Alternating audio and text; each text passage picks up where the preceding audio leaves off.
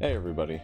There was supposed to be music playing. I don't know why there wasn't, but because I could have sworn I clicked on the thing. Oh, and I'm not showing up.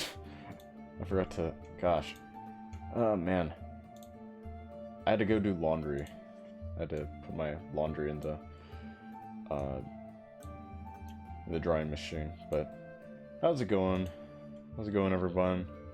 Hope you all are doing fine today on this nice Saturday or Sunday, whatever it is for you. But yeah, here we are. Another React stream for tonight. No Persona, no Gunpla, none of that. Just reacting. And I checked my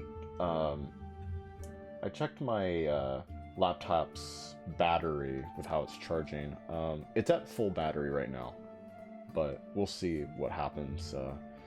What happens tonight? Hopefully it's still good. Doesn't crap out on me like it did last time. But anyways, how are y'all doing? Hope y'all are doing well today. Okay. There was more that I wanted to say, but I don't know. I honestly don't know. Anyways.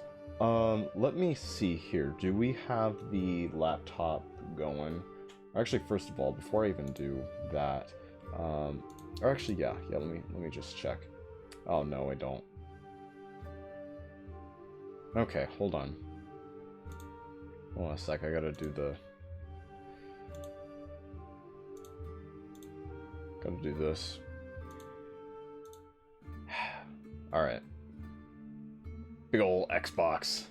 What does it say? Digital Foundry says sources have told them that Microsoft is planning to continue support for physical game discs with the aim of prioritizing backwards compatibility.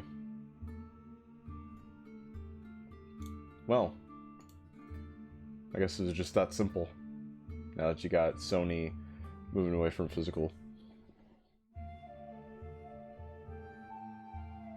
I mean, really, there was just like nowhere else to go but up. Let's be honest. If you really want to, get the edge on Sony,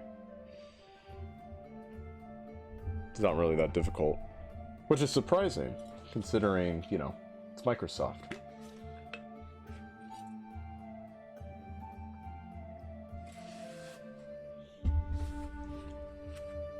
Didn't expect, these game consoles, these game makers to make a good decision. An actually, reasonably valid decision. Let's see. So, I wanted to show you guys something here. You could take this as a part 2 to the whole, mad about plastic sort of situation. But allow me to add a little bit of some clarification as well.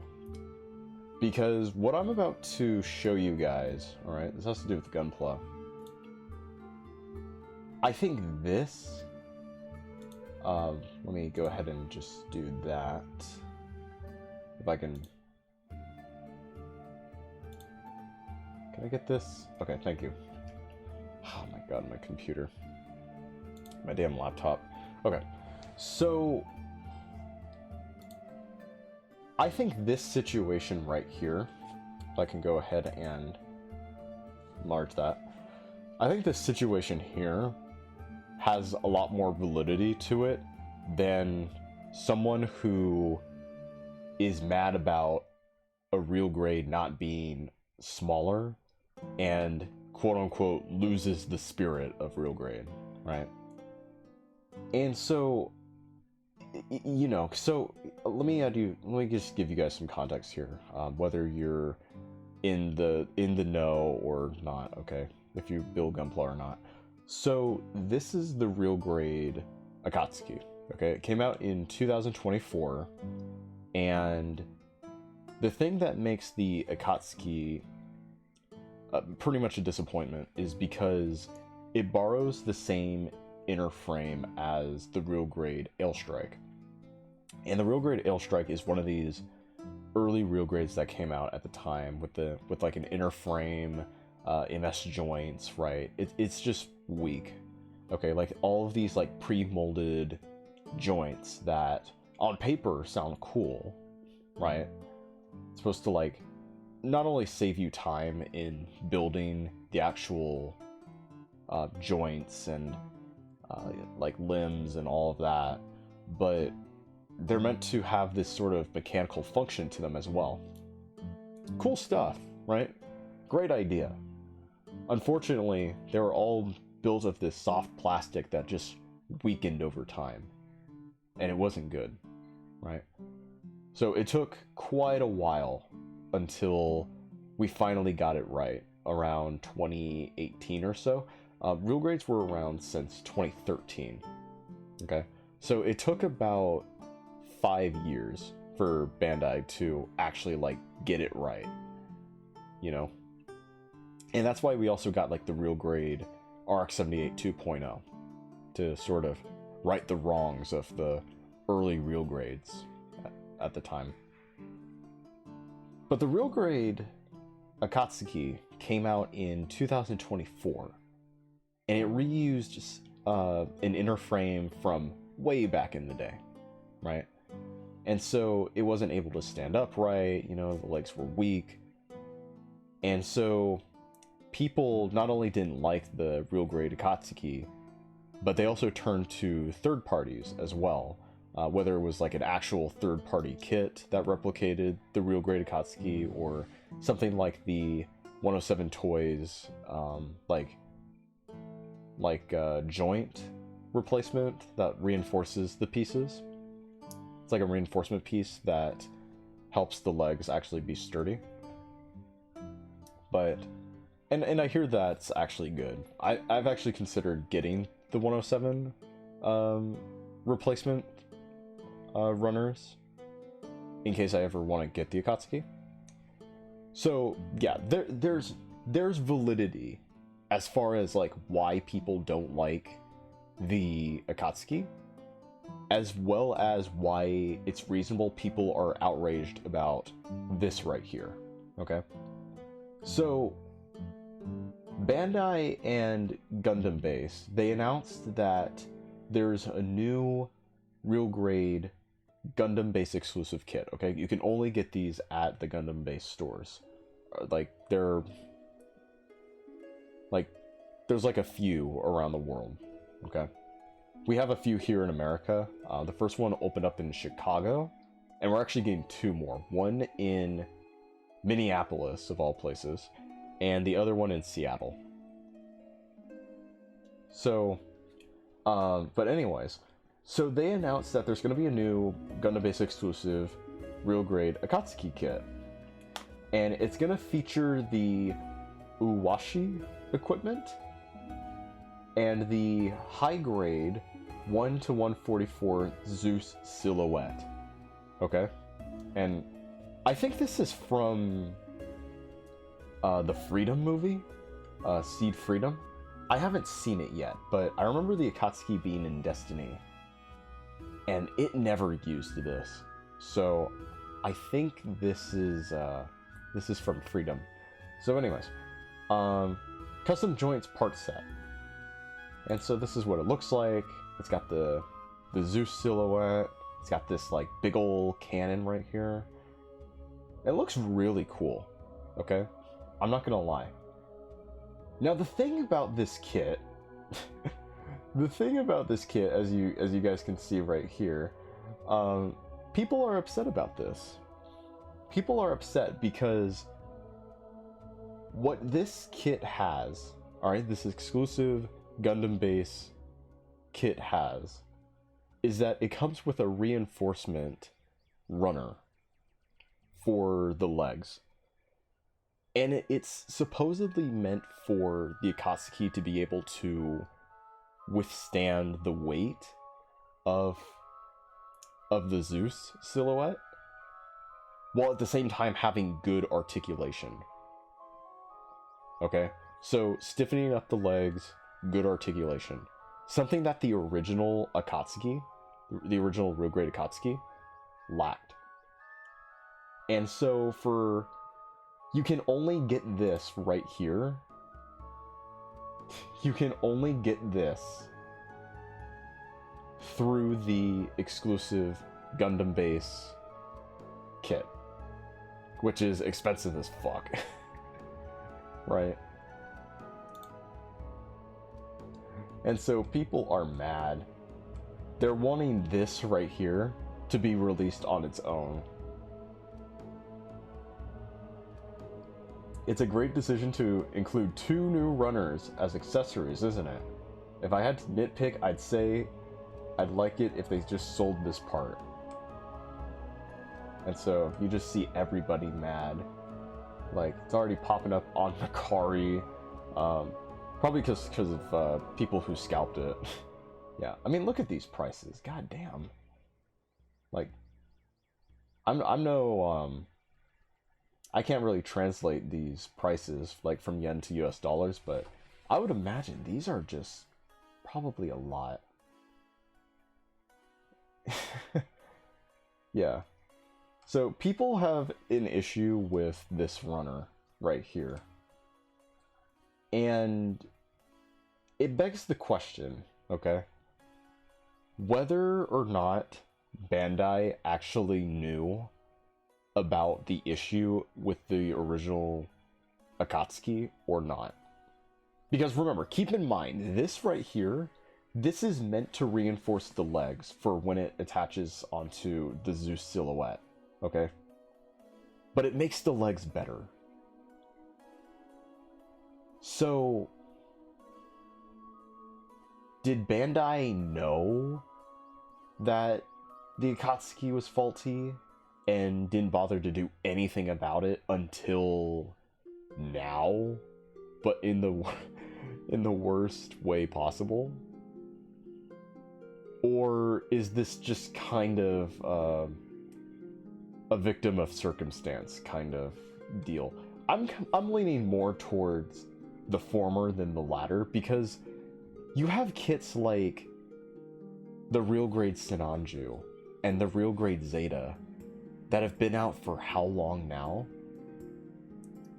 And for years, they've had the same molds, the same pieces, the same build structures, the same frames, the same inner frames that have just been crap. And they could have done something about it. Which is clearly the case here, because they're doing something about the Akatsuki. And don't get me wrong, like, we've had third parties for a while. I'm not really sure about the real grade Zeta, but, you know, the real grade Akatsuki has the 107 toys, reinforcement parts, and so does the Sinanju, right? The real grade Sinanju. But yeah, this is what I wanted to show you guys. This is really crazy. And I think the outrage here, like I said, the outrage for this is a whole lot more valid than somebody going on Twitter and being like, "Oh, my kid's not small enough. This defeats the spirit of real grade."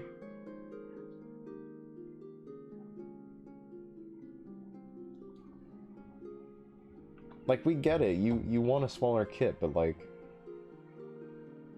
that's honestly a you problem, bro.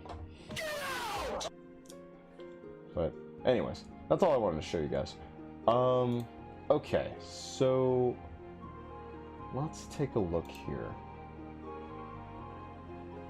This is what we got lined up today. Which I think we got a good lineup of videos, if I'm being honest. Give me a moment real quick.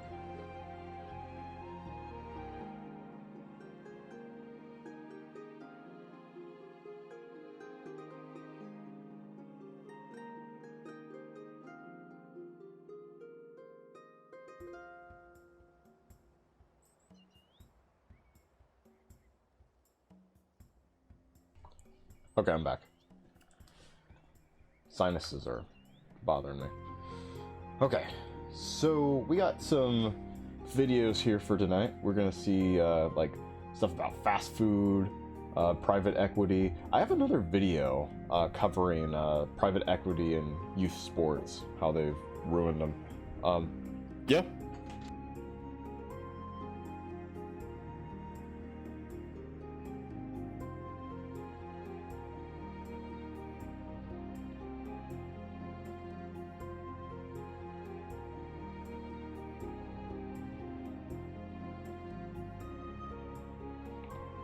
Weirdo.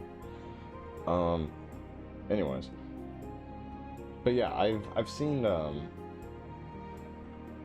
or no, I haven't seen yet, but I have a video here of private equity in sports. That's another one I want to kind of watch with you guys. This one here, this one kind of intrigues me because I think I've heard of them. I don't know. I watched a list of like top 100 worst songs according to like some charts or whatever.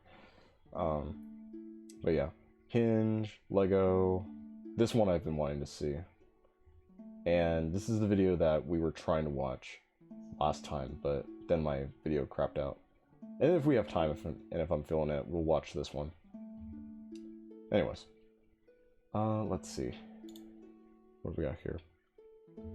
Why is fast food getting expensive? Let's see. The backlash began with just a photo. Here, at a rest stop off Route 95 in Darien, Connecticut, between a Subway, Dunkin' Donuts, and Sbarro, sits a McDonald's. In 2023, a traveler passing through was astonished by its prices. Instead of reaching for their wallet, they pulled out their phone to capture the absurdity. A Big Mac meal running nearly $18. The picture was posted on Twitter and accompanied by a question, and the response was overwhelming. The meal and its outlandish price. Okay, hold on. For their wallets, they pulled out 23, a traveler passing through.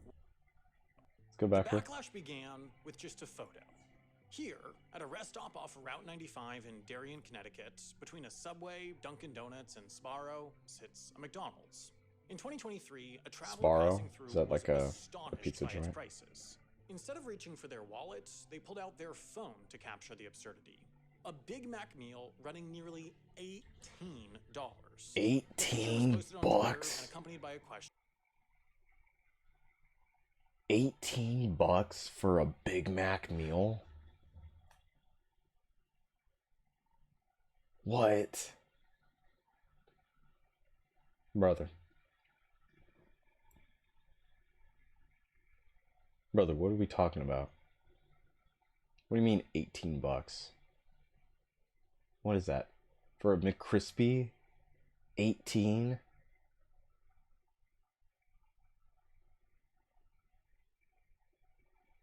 Bro, get out of here. This is fake. The meal and its outlandish price tag went viral.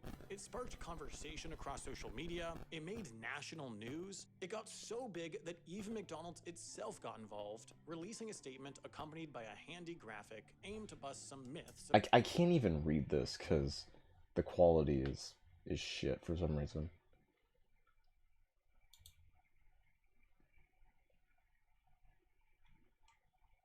Give me a moment here. Why are we at 480p?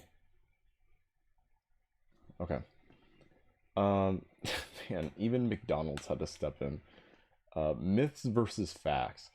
What do we got? McDonald's raised its prices at a rate nearly double the national rate of inflation. I've never heard of this one. What is this? They say it's false. Oh man, every one of them is false. Oh man. McDonald's overall 5-year price increases are closely connected to the increase of costs to run restaurants, which have gone up. Oh man. What other things are there? Because I don't know if people are actually saying these, to be honest. Like, you could say, fast food getting expensive is one thing. But to say they're like nearly the double, or like they're raising like the rate of the prices going up are nearly double than the national rate of inflation. Who's saying that? you know? I almost feel like this is like a tactic, you know, to like help them save face. McDonald's raises its prices so much that their average menu prices increased more than 3 times. Like, okay, 3 times. Increases are the price of greed and price gouging? What? McDonald's Big Mac meal has increased the price by 104% since 2019. 2019 Big Mac meal was $7.29. Big Mac is wait. In 2019, wait, the average price of a Big Mac was $4.39 and is now $5.29. So why was it like roughly $18? Why was it $18? Like in the photo. McDonald's 10-piece nuggets meal increased the price by 95.5% in 2019. Just all false. Just how expensive McDonald's False. had become over False. the past few years. What gave this story such staying power was that it felt like the perfect example of a phenomenon that was bigger than the Northeast and bigger than McDonald's, but instead one impacting all Americans at all fast and fast casual food spots. That these cheap and convenient dining options were just no longer cheap. An $18 burger meal proved that point anecdotally. $18. You know where you can get an $18 burger meal? Or not even a meal, just the burger alone. You know where you can get an $18 burger? Five Guys. Fuck them. Further research proved as much too. In the past decade, overall food prices were trending higher than Yeah, the overall consumer price index, and then prices for food away from home have trended yet higher again than overall food prices. Within the category of food away from home, more research showed, price growth at limited service restaurants, or fast and fast casual, was outpacing sit-down restaurants. Fast food wasn't just reflecting broader rising costs for the American consumer, it was leading the charge. Now, accompanying the general outrage over an $18 Big Mac meal were the explanations as to how we got here. Often led by industry insiders or the industry itself, the explanations cited things simply out of fast food's control. Labor, for instance, had become more expensive after COVID. California had passed a bill that was going to hike minimum wage for fast food workers to $20 an hour. Retail ground beef prices had soared across the decade too, while supplies like paper wrapping, cups, and packaging shot upward as well. With trade wars, tariffs, stimulus checks, and increasing minimum wages, fast food chains were forced to get more expensive and hand these prices off to the customer. Or at least that's what they'd like their customer base to believe. I was about to say. What's lost in this broadly true but incomplete explanation is the fact that pricing is not just a reflection of strictly costs and constraints, but Sonic, broader right? business strategy. Fast food is not just getting more expensive because of factors beyond the industry's control. It's getting more expensive because the Wait, go back. Just getting more expensive. Night at the Museum: Secret of the Tomb.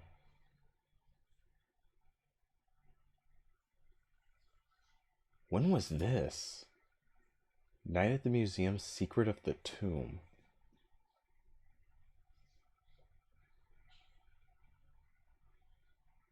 This was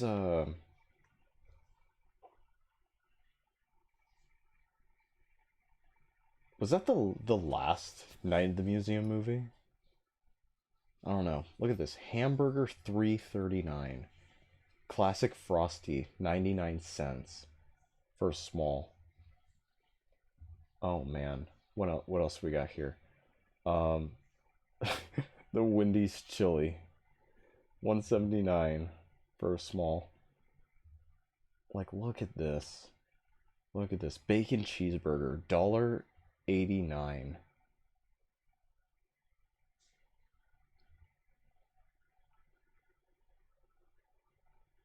I feel like this never existed.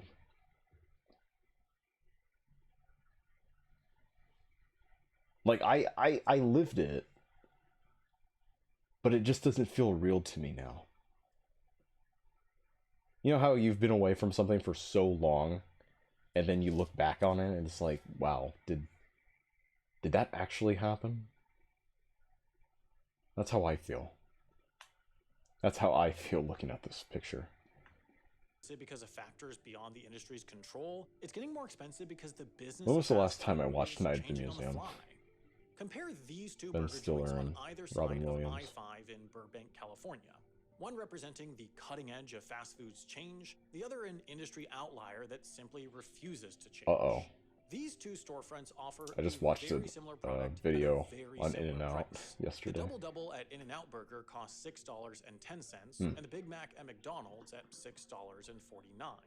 Both offering a conceptually analogous item sold at about the same price is largely where the similarities between these two businesses end. Their business strategies and operations, in fact, are so different that In-N-Out wants you to buy a Double Double burger, while McDonald's, on the other hand, actively hopes you don't. While a bit cheaper, on average, the consumer is going to find the Double Double an objectively better product. Personal preference aside, the Double Double is made up of ingredients that have never been frozen. The meat was processed by In-N-Out at one of these two locations that are both within a day's drive, while ingredients like buns have been contracted out to the same company since the 1950s, ensuring freshness and consistent quality. That superior consistency and quality is then carried through the process of preparing those ingredients and interacting with the customer making the order, as each location is laid out in an almost identical manner, while staff is trained and expected to deliver a highly standardized product with a cheery, welcoming attitude. Say what you want about the fries. I mean, I don't mind them. I don't mind In-N-Out fries. But I can definitely say, like, they're not the best. I can deal with them, though. Reviews between Burbank locations or annual rankings for customer satisfaction. You get the fries well done, apparently. McDonald's.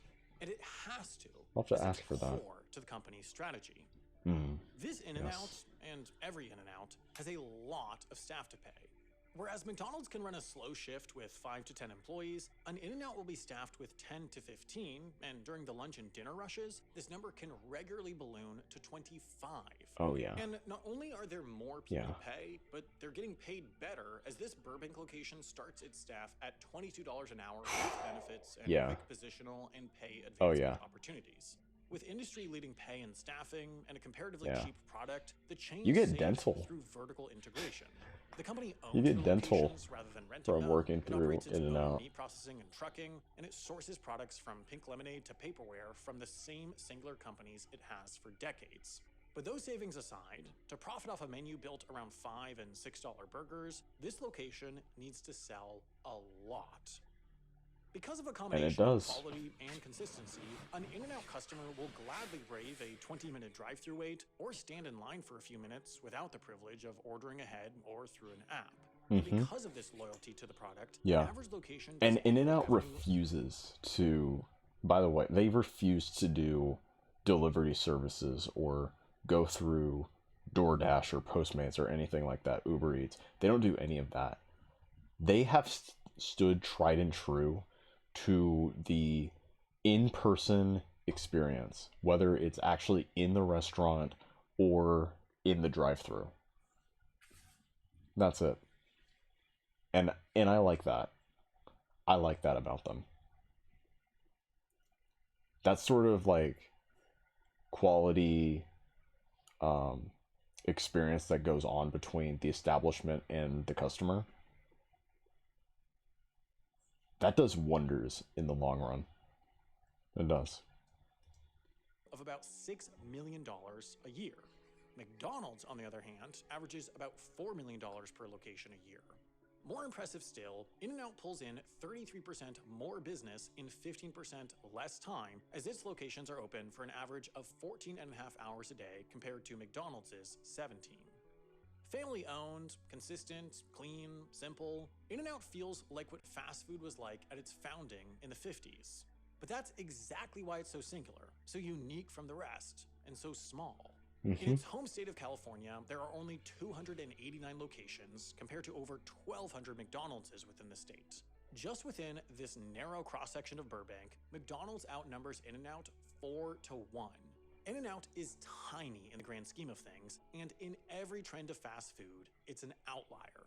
But the very fact that it competes with, and in many cases outcompetes the larger fast food chains on price while providing equal to better quality, shows that pricing is a tool. a choice, Yes. an extension of Yes. strategy rather than something simply forced upon the industry. Yes. Let me break it down to you, okay? And I watched a video about this from Think Before You Sleep. I don't remember if it was like, I think it was his newest video on how freedom is extrapolated from you or something like that. I'm not too sure. But I remember him showing a clip of this guy breaking down Louis Vuitton bags. And obviously, you know, all these like luxury items, these bags, right? They exemplify wealth, right? Status, because of the recognition, the brand, the designs, you know, the logo. It shouts status, you know. But then when this guy broke down the actual bag, the handbag, and looked at like all of the fabrics and the inner layers and stuff, he found them to be cheap. He found the fabrics and like the plastics used in this bag to be cheap. And the one selling point it has going for it is the name. That's what gives all these these brags. Well, it gives somebody bragging rights, but all these bags, all these this jewelry, all this these chains, these shirts, clothes, jackets, right? It's all just the name, the brand. And that's what gives them the price. They have set out to have us believe that price equals quality. When the truth of the matter is, you could find something that is about on par in terms of quality, but because of like how, I don't know, cheaper it is or how less expensive it is, people aren't going to think that.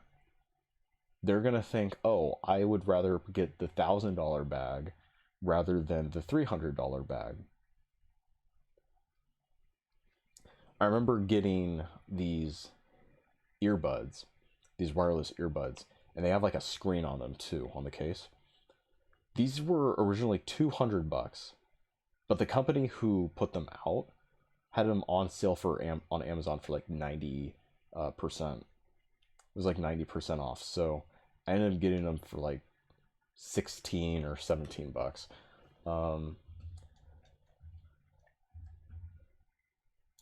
I am not looking for a promotion, dude, so you can just go ahead and fuck on out of here. Okay. I gotta deal with this. But you see my point though, right?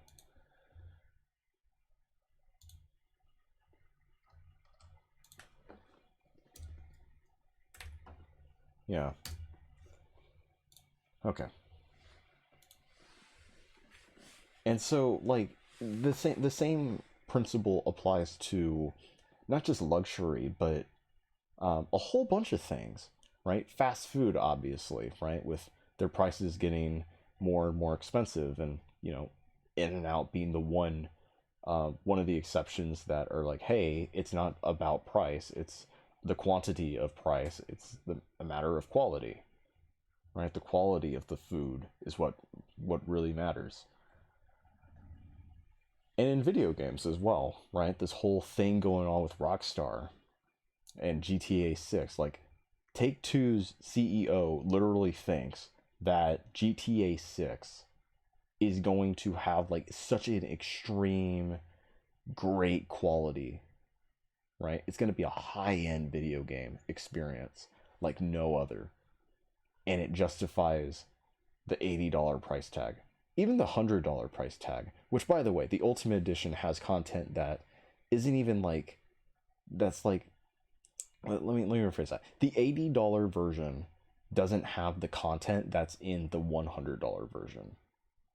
It's locked. It's literally locked behind a paywall. It's like Street Fighter Cross Tekken type shit. Like, what are we doing? What are we doing here? Anyways. Oh wait, I gotta do this. Oh, where's my mouse? Okay.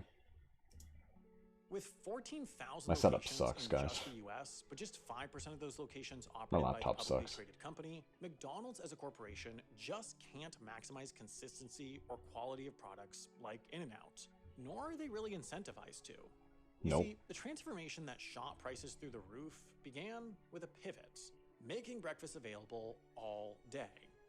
In the 2010s, as year-over-year sales across US locations were either stagnating or falling, McDonald's, under new leadership, looked to counter the rise of fast casual restaurants encroaching on their territory. CEO Steve Easterbrook wanted McDonald's to be the modern, progressive burger company.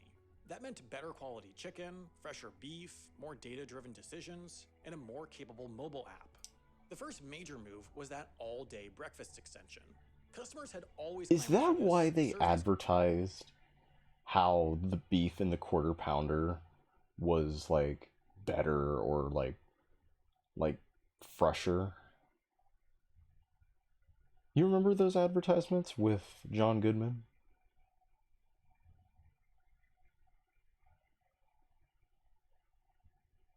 I remember seeing those.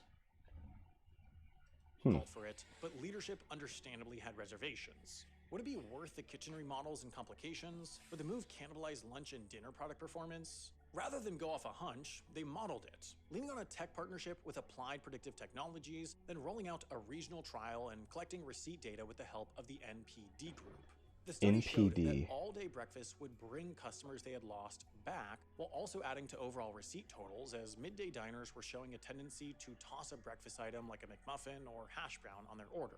Confident enough to push the franchise to remodel their kitchens and take on all-day breakfast, the company began a major turnaround, and they attributed it to not just a host of breakfast items, but the increasing importance of big tech and big data in the company's operations. It was just the start.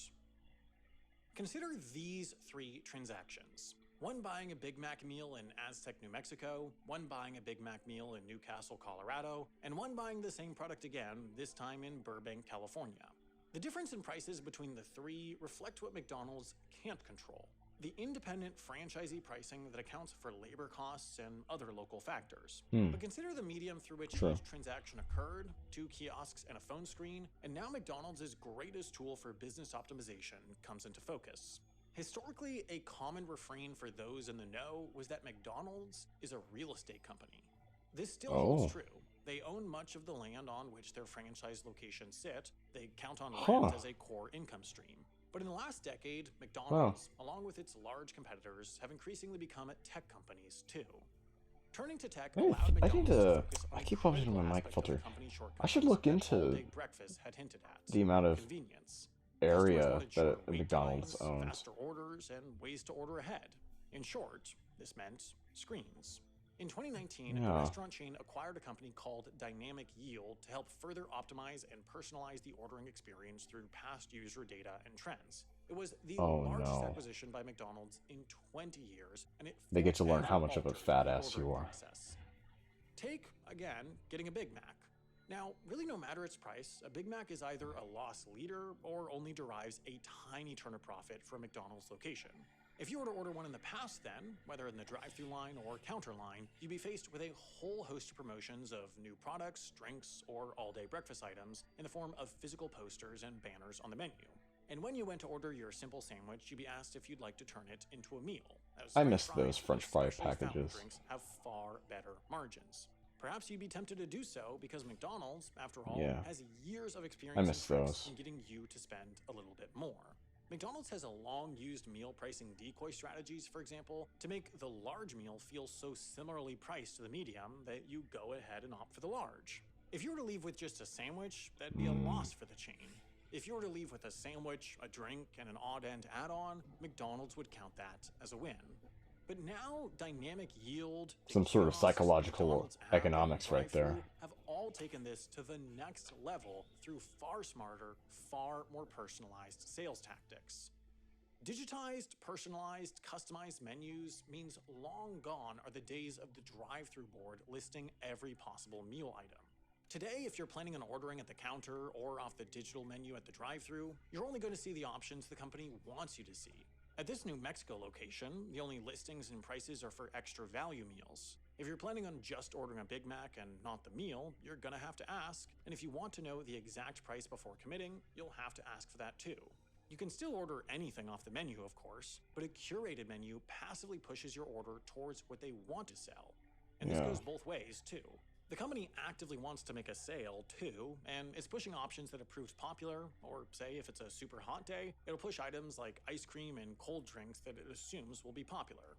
This If the ice curation cream also machine is keeps things working. moving quicker, too, as a massive menu with every You gotta- offering slows you gotta lines to a assume that. crawl during rush hours. So to optimize the convenience factor the company leans on, it keeps these menus simple.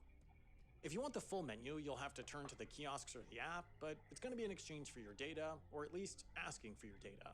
Your location and your order habits are hugely helpful for McDonald's to optimize for efficiency, so when you use a kiosk, it'll ask you to log into your McDonald's account, and then it'll ask again. I don't And have a once in, McDonald's you'll account. just have to maneuver around the headline items like the brand new refreshers and the top ticket items like the Archburger, a novelty luxury item with fairly good margins, to get to your sandwich of choice. The app is going to be less pushy to get you to log in because once in, you stay logged in and you're incentivized to stay through the accumulation of points and the varying personal promotions, whether it's a free item on your birthday or a boilerplate, limited time, free medium fry with any order to hopefully get you in the door. Oh my Such God. deals create loyalty both ways while also allowing McDonald's to better suggest and surface items to a customer based on their past orders. And it provides user data that then goes on to inform strategy and pricing company-wide. If, for example, you're consistently ordering Big Macs when they're $6.10, then when the price goes up to $6.49, you no longer order the sandwich, or worse yet, you no longer spend at McDonald's, that's extremely valuable information for the company to have, and ultimately information that the company will act on. While altering the quality of the product or the It's all a product itself strategy. presents a massive undertaking for a chain so big, screens It's all and an big data allow economic McDonald's strategy. to better alter and fine-tune prices and offerings to best match what the customer is willing to pay. Where In-N-Out optimizes through what it controls in the physical world, the big chains optimize through the digital. In the Yeah. wake of the $18 Big Mac meal And going viral, they by the way, they want you to prioritize on the digital. Like when it comes to these delivery services, I think I've mentioned this before, but like if you can make the trip, right? If it's close enough to you where you can actually go to these places, actually fucking go there. Cuz if you're going to order off of like DoorDash or any of these other apps, or even if they have like their own delivery app, right? These restaurants, these fast food places, they're going to increase the price because there's going to be a charge for, paying the driver, right? There's going to be like a tip, the trip that it takes. And sometimes there's like a fee included just so the service can continue. It's insane. Like I've told this story before, and I'll keep on saying it. When I was in college, I remember wanting to get, I think, 2 bacon cheese burritos and 1 grilled cheese burrito from Taco Bell. And the Taco Bell wasn't necessarily all that far from me. It was like about 2 blocks or so away. But anyways, I was feeling like, I want the Taco Bell to come here. So I do that, and I get to the checkout on the app, and it was over $20. And I'm like, what? Actually, I take that back. I think it was like over 30. Like a little over 30. Like 20 or 30. Either way, I was like outraged. I was like, what the hell? And so what I ended up doing was I just went to the counter and I was like, hey, like I literally walked over there and then I ordered and then I got my meal, which I think you can actually place an order on the phone and you can pick it up. You can pick it up at the place. That's actually what I did eventually.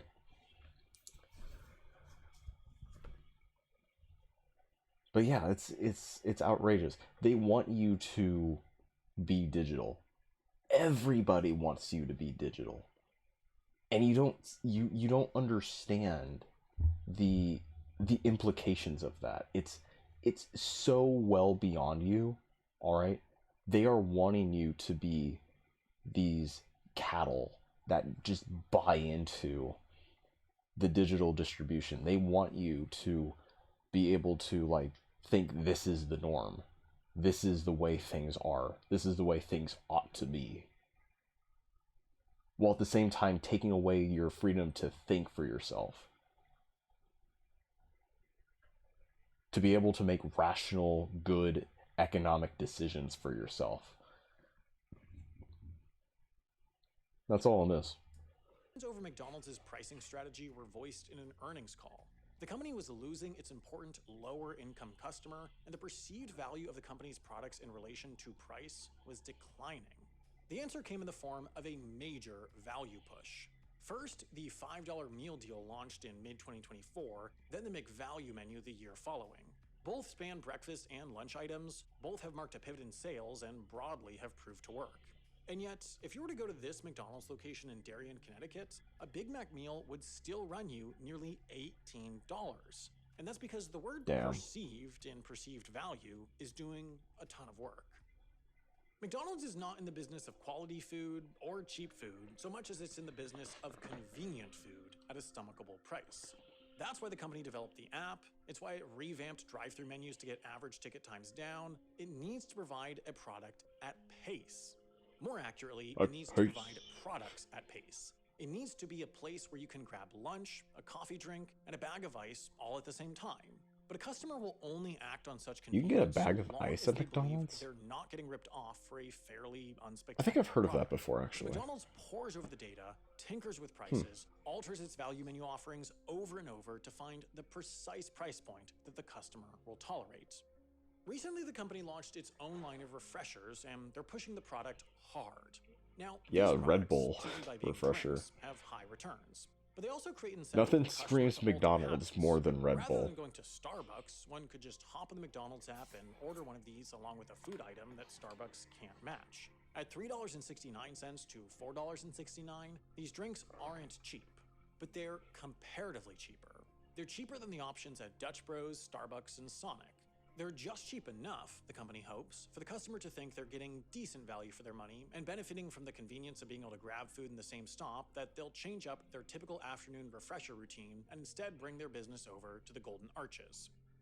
The tech pivot is broader than McDonald's. Taco Bell, owned by the publicly traded Taco-tastic Tuesday, has turned to a bifurcated menu with extreme value items and high-dollar bundle items pushed through the app. Practically every fast and fast casual restaurant from Jimmy John's to Panera Bread have mobile apps and digital loyalty programs. Yep. Wendy's found itself in hot Everybody's got an app. A digital menu system that could potentially alter prices of products midday. Customers call it surge pricing, and the outcry started a larger conversation over an accusation that no restaurant wants to be associated with: dynamic pricing.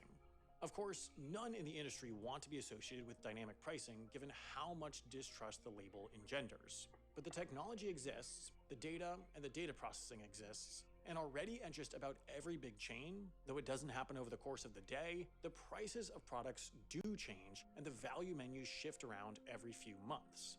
It may seem too far of a reach now, but pricing structures that shift by the hour and by the customer would fit the larger optimization and efficiency pushes that fast food has leaned into the last decade. Customers have come to stomach rising costs, so perhaps, if slowly and quietly implemented, they'll come to embrace dynamic ones, too. Yep.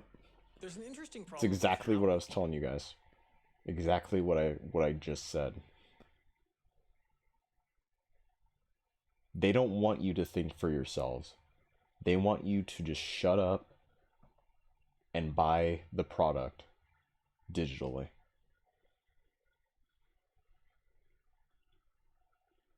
They want to know your habits. They want to have your data through this digital format. That's all it is. Information spreads online today. Modern media ecosystems are incredibly efficient at... They want to know how to buy you. Not necessarily at helping people understand them. Important news events quickly fragment into thousands of headlines, reactions, Slavery never changed. that all emphasize different incentives, angles, and narratives.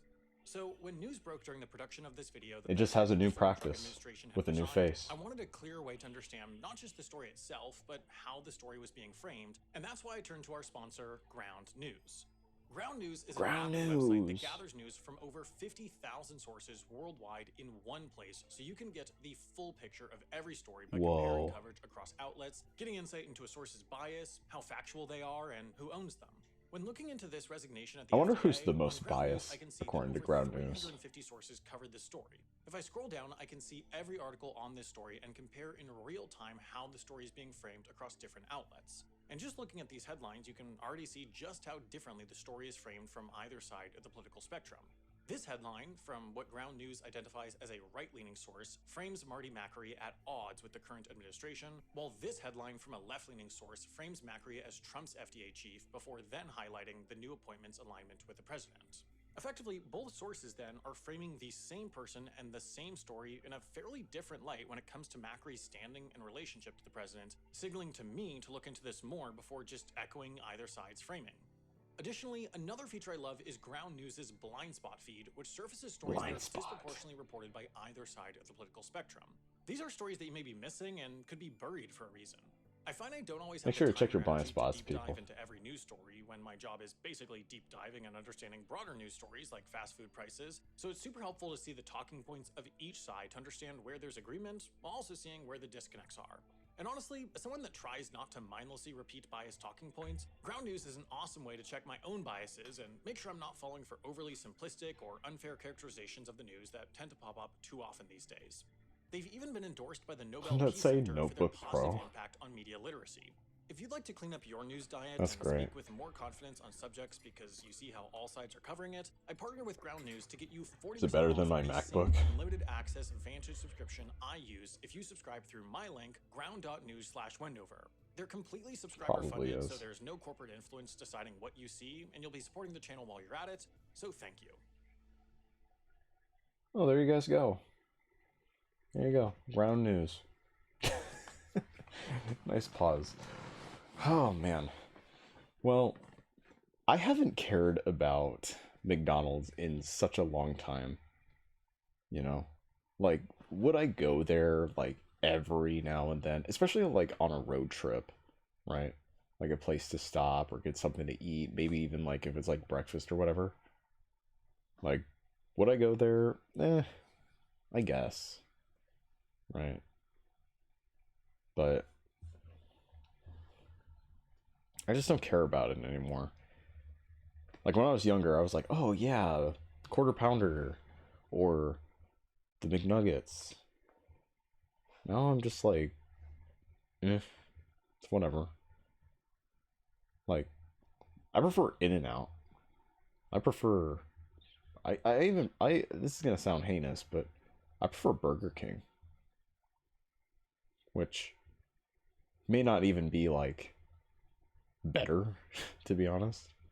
But yeah. Yeah.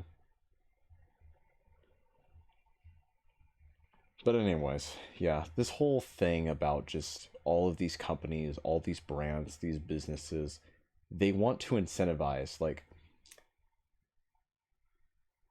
at the end of the day, okay, they want to incentivize a couple things. Price equals quality, and that digital is always a good experience. That's it. That's it, no matter what. And we need to see through that. You know, we do. So that way we can actually think for ourselves, make rational decisions, and maybe one day be able to say, hey, I don't think I want to eat from McDonald's. And so less and less of us just stop going. And they see that and they recognize, oh shit, what are we going to do? But that's never going to happen. That's never going to happen. When I was about 18, 19 years old, right, when the pandemic was going on, we were all in quarantine, I had hoped that we would by the time this pandemic was over, we'd be able to really appreciate being like around other people, not take that for granted. And now it's like everybody thinks about themselves. They don't think about the other person like I thought they would. And yeah, like if that reality never happened, what are the chances that people like stop going to McDonald's would happen? That's all I'm saying. Hey, Stormy, what's going on? Um, didn't expect you here, but welcome. Welcome. Hope you're doing well today. I was 19 in the pandemic. Yeah. Yeah, I had just gotten out of high school and I got into college that year, which, that there were plenty of things that I never got to do because of that. I didn't have a senior night. Um, I never went to prom. I know. And I could have gone as a junior or whatever, but I was one of those people who wanted to hold out till senior year. At least I went to homecoming, but yeah, I never had a prom. And my quote unquote graduation, it was all a slideshow. It was all a slideshow that you could watch online with all of our uh, faces and whatever. Like we had to take pictures in our graduation cap and gowns, and they'd be like, "Oh, Jack Smith, um, Rachel Escobar, Joseph Mendoza." You know, just reading these names. So, anyways, yeah. Thanks, Fauci. God, the one who was really among us all along. Yeah. But anyways, what is this guy talking about with this O face? Um, Private equity has ruined everything. According to the PE bankruptcy report, private equity was responsible for 54% of the largest bankruptcies in 2025, while fueling a credit bubble double the size. I haven't heard of the Claire's recession. in so With long. there now being more private equity funds than McDonald's locations in America, the industry is rapidly becoming one of the largest buyers of apartments, manufactured housing, and childcare services. Raising the question, has our future been gutted to nothing more than a monthly subscription? Well, essentially Yes. every aspect of the nation's economy has become Yes. dominated by extreme consolidation, with the top 0.1% now so wealthy they could purchase every home across the nation's 25 largest metro areas without going into debt. Private equity is currently on a relentless spending spree, acquiring many of the most essential aspects of everyday life. Within just the last decade, private equity has nearly doubled its footprint in dental and veterinary clinics, is aggressively consolidating ophthalmology, Veterinary. orthopedics, and dermatology practices, while also rapidly acquiring HVAC, plumbing, and auto repair companies. Even a significant portion of the bowling industry is now controlled by a single private equity firm. What? What? NANI? What do they want with bowling?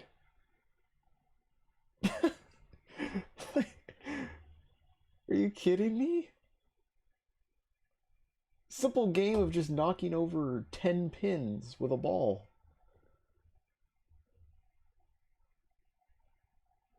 We'll own nothing and be unhappy. Isn't it supposed to be we will own nothing and be happy? Oh, what is happening? What is happening? Everything has a subscription these days. Even the BMWs, where they lock your feature to have heated seats. Something that's already built into the car, and you can't access it unless you pay a monthly fee.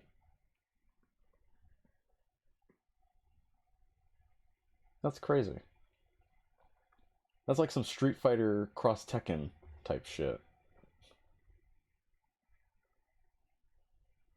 What do you want with a bowling ball? What do you want with bowling pins? Culminating in the decades-long pursuit built on the idea that you will own nothing and be expected to be happy about it. In the 1980s, private equity Hyundai's firms, then more gatekeeping commonly known as features? leveraged buyout specialists, earned the "barbarians at the gate" nickname I never for owned a aggressive Hyundai. takeover tactics that fueled a leveraged buyout boom, with the annual deal activity surging from roughly $1 billion to more than $60 Or my family billion hasn't owned a before Hyundai. collapsing in the early To be more 1990s. Yet, exact. rather than acknowledging how destructive this business model became, these firms simply rebranded themselves as private equity and continued expanding by raising billions of dollars from pensions and university endowments while borrowing the remaining capital from banks and credit markets, allowing the industry to grow at unprecedented rates while shifting much of the financial risk onto pension funds and public institutions financing these acquisitions. Today, the top 5 private equity firms control assets under management larger than the economies of roughly 180 countries, including Japan and India. To understand why this business model is so destructive and often results in immediate price increases and declining quality, here's how a leveraged buyout works. Imagine a company is worth $100.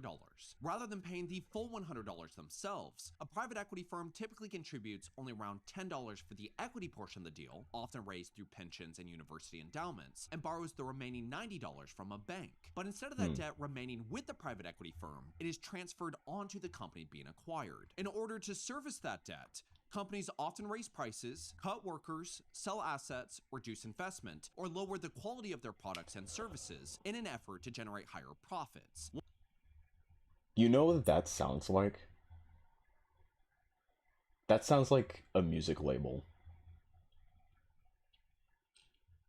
That sounds like an artist, a musician, or a band that signs a record deal and they get the money from the studio to, make an album, do these songs, maybe produce like music videos, coverage, right, or whatever. And instead of like the money that, because they're all under this record label, this company, instead of the debt going to the label, it goes to the artist. And so the artist has to make up all of those costs for, all the stuff that they did for to make the music and the albums, the songs, the music videos. They got to do all that. They got to pay off those debts, right? And so all the sales from the albums, the CDs, the vinyls, right? Or maybe even digital, the studio takes a cut of that. And then all of the tours and stuff that they do to try and pay off the debt, the studio, the labels, they take that.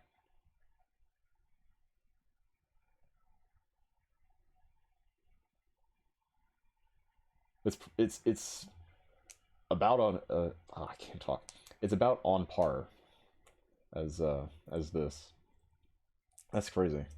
Once a company appears more profitable on paper, the private equity firm can then sell it for a profit or even borrow against the company again to repay investors through what is known as dividend recapitalization, leaving the business with even more debt, often pushing it towards bankruptcy, while the profits remain private. From 2009 through 2019, private equity firms and hedge funds caused a loss of approximately 600,000 retail jobs, alongside more than 1.3 million total job losses when accounting for indirect and supplier cuts. By contrast, Wow. private equity-owned retailers added less than 80,000 jobs during that same period, while the broader retail sector added more than 1 million. Within just the last 2 years, companies including 99-cent only stores, Joan Fabrics, Party City, Big Lots, Claire's, and At Home have Oh my all filed for God. bankruptcy following private equity-backed leverage.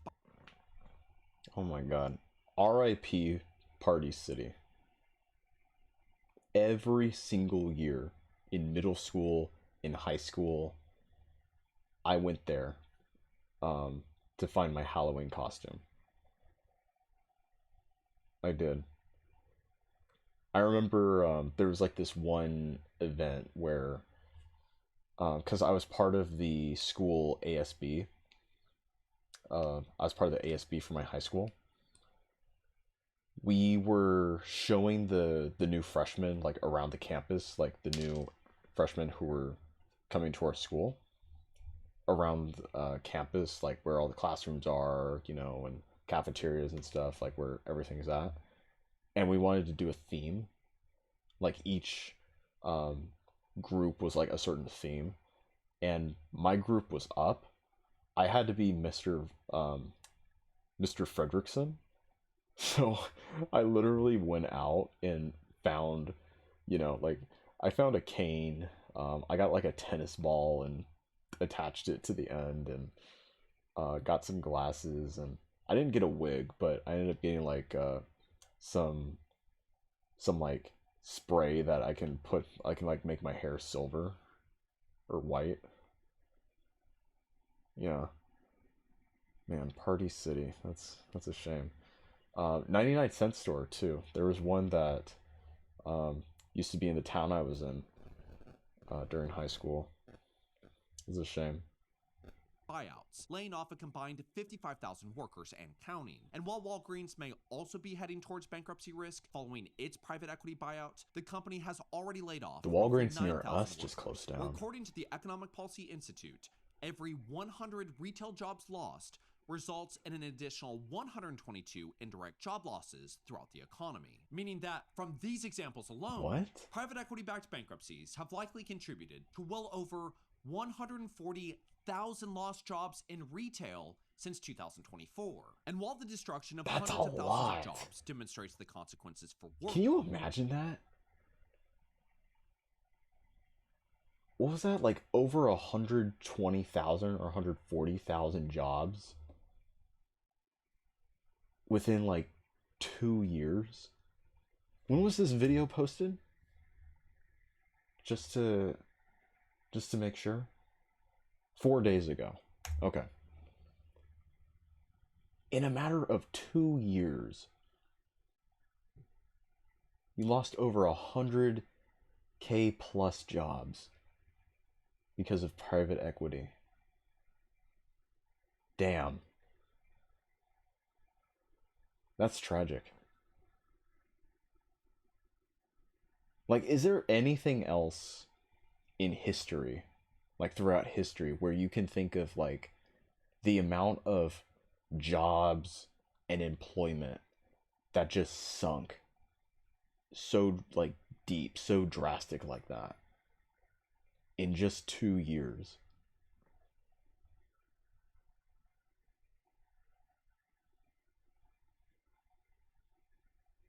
The Depression? I don't know. That's insane. Workers, with the average leverage buyout resulting in an 18% reduction in wages. The results of this endless greed cannot be more visible than in the nation's housing Greed. market. While Senator Warnock's ban preventing large corporate investors from purchasing additional single-family homes has officially become federal law, it excludes the largest areas where private equity is actually consuming real estate. According to the Private Equity Stakeholder Project, private equity doesn't sound firms good. now own nearly 3 million apartment units, representing roughly 13% of all apartments across the country, and an increase of nearly 50% since 2021. And while 13% may not initially sound overwhelming, that ownership is growing rapidly and is heavily concentrated, with private equity firms controlling nearly 1 in 3 apartments in Georgia, almost 1 in 4 in North Carolina, and more than 30% of all apartment units across metropolitan areas such as Atlanta, Austin, Charlotte, Orlando, and Dallas-Fort Worth, giving a small group of private equity firms enormous influence over rents in some of the fastest growing housing markets in America. The legislation also excludes the construction of new And homes by the way, intended the data shows that the average homeowner, like new homeowner now in America, is around age 40. I think it was like from Gallup or one of these other like research data companies, but yeah. Isn't that crazy?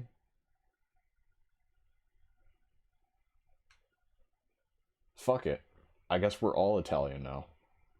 exclusively for rent. Private equity firms such as Blackstone are aggressively building these communities, with build-to-rent construction We live in increasing with by Ma and Pa for a while. 134% since 2019 to become the fastest growing segment of residential development, accounting for roughly 8 to 15% of all single-family housing starts, proving that rather than expanding the supply of homes Americans could actually purchase, the incentive has grown even larger to transform housing into another permanent source of monthly revenue. And on top of gutting our jobs and our homes, private equity is now consuming our food. Beyond bankrupting restaurant chains such as Red Lobster, eliminating more than 10,000 jobs in the process, and acquiring a significant portion of the fast food industry, private equity is now turning its attention towards the companies producing the food itself. Between 2018 and 2023, traditional agriculture experienced 129 private equity-related acquisitions across the United States. Two major buyouts have placed roughly 60% of the nation's fresh carrot production into the hands of only two private equity-owned firms. During that same period, carrot prices increased by more than 40%, compared with roughly 22% inflation across the broader US economy, while a 2024 E. coli outbreak was traced to the carrots produced by one of those private equity-owned farms. And while we're ultimately...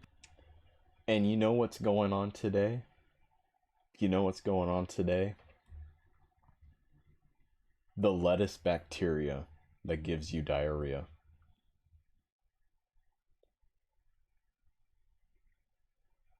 I didn't even mean to make that rhyme, but it's true. It's true. What a coincidence, yeah? Paying higher prices for consolidated food production, this financial engineering is also bankrupting the farms themselves. In one private equity-controlled agricultural bankruptcy in 2023, the Maine Public Employee Retirement System watched an investment originally valued at $15 million collapse to just $3,000. In another example, a 2019 private equity leveraged buyout consolidated two of the nation's largest stone fruit growers, companies that had operated for a combined 150 years before both entered bankruptcy in 2023. I've never heard of a stone fruit. Eliminating roughly 10,000 jobs while also failing to hire their typical 5,000. What is a stone fruit? Can I look that up? Y'all heard of this stone fruit? Let's see. What is a stone fruit? A drupe. In botany, a drupe or a stone fruit is a type of fruit in which an outer fleshy part surrounds a single shell of a hardened carp with a seed inside. Oh, so things like peaches. Like peaches, apricots. Okay. Drupes. Yeah. Yeah. Olives, cherries, peaches, coconuts. What?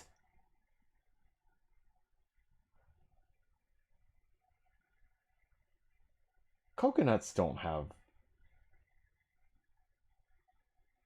I mean... Maybe? Question mark? Huh.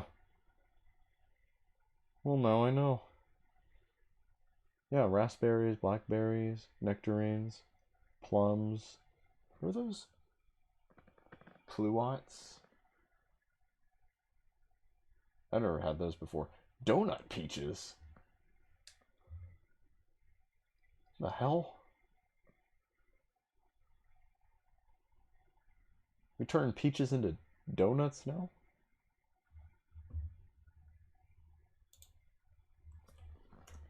That's weird.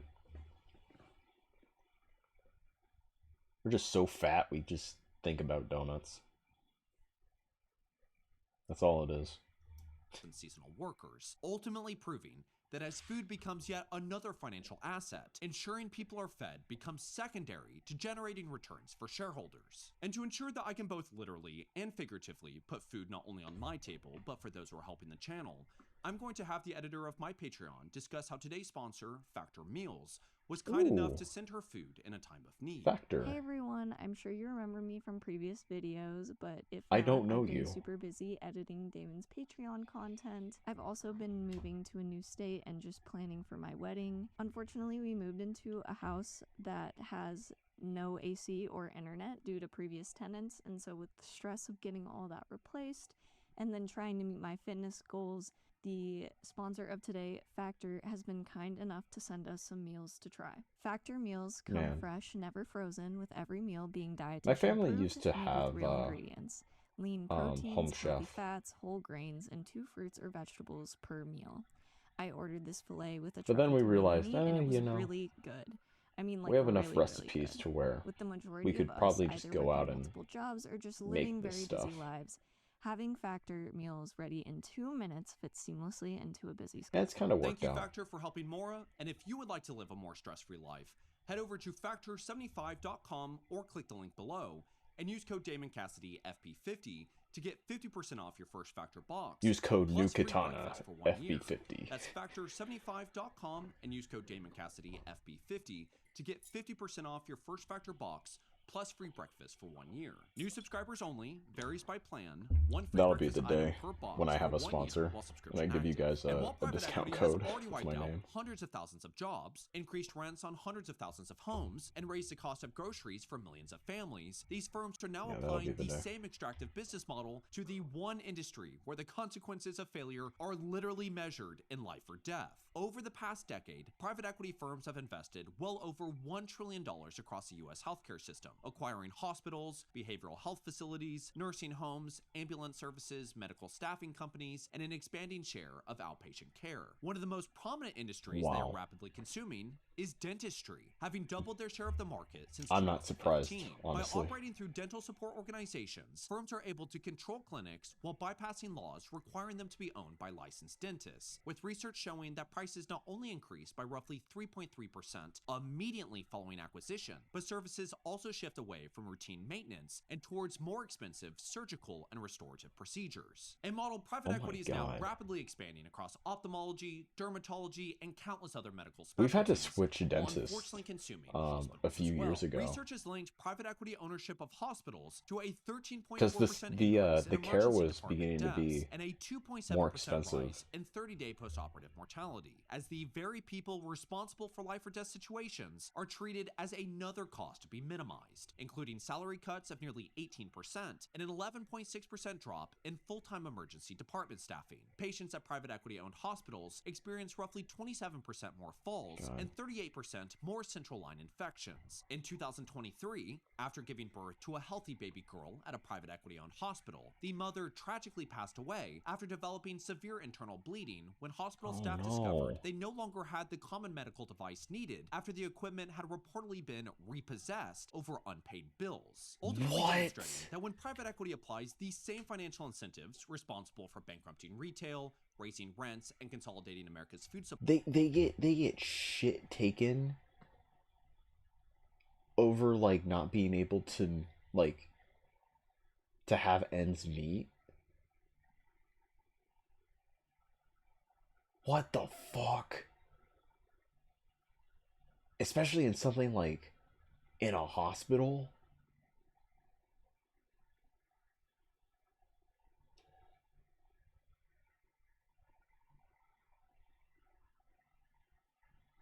Dude, that's fucked up. Like I like look, I kind of get it. You know, like, oh, you didn't pay for this. Well, we're going to take this that maybe like be valuable, right, in order to like maybe pay it off. But something like as critical as medical devices, you know, medical equipment.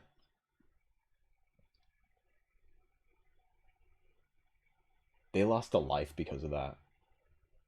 Someone who won't even like be able to see a new chapter that they themselves made.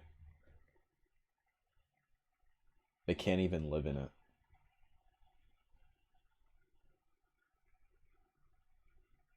Oh my god. apply to healthcare, the loss of human life becomes secondary to shareholder returns, as private equity-owned companies accounted for 44% of the largest healthcare bankruptcies in 2025 and 88% in 2024. And while we're on the subject, a real economic heart attack just waiting to happen is the recent policy change that has allowed private equity firms to gain access to Americans' 401ks through what is known as alternative investments. Unlike publicly traded stocks and bonds that can be bought, sold, and valued every day, many of these investments are highly illiquid, rely on opaque valuations, and are often backed by the same leveraged financial engineering bankrupting many aspects of the broader economy, meaning that hundreds of billions of dollars from Americans' retirement savings could soon be forced to be invested into the very financial system responsible for consuming essentially everything we've discussed in this video.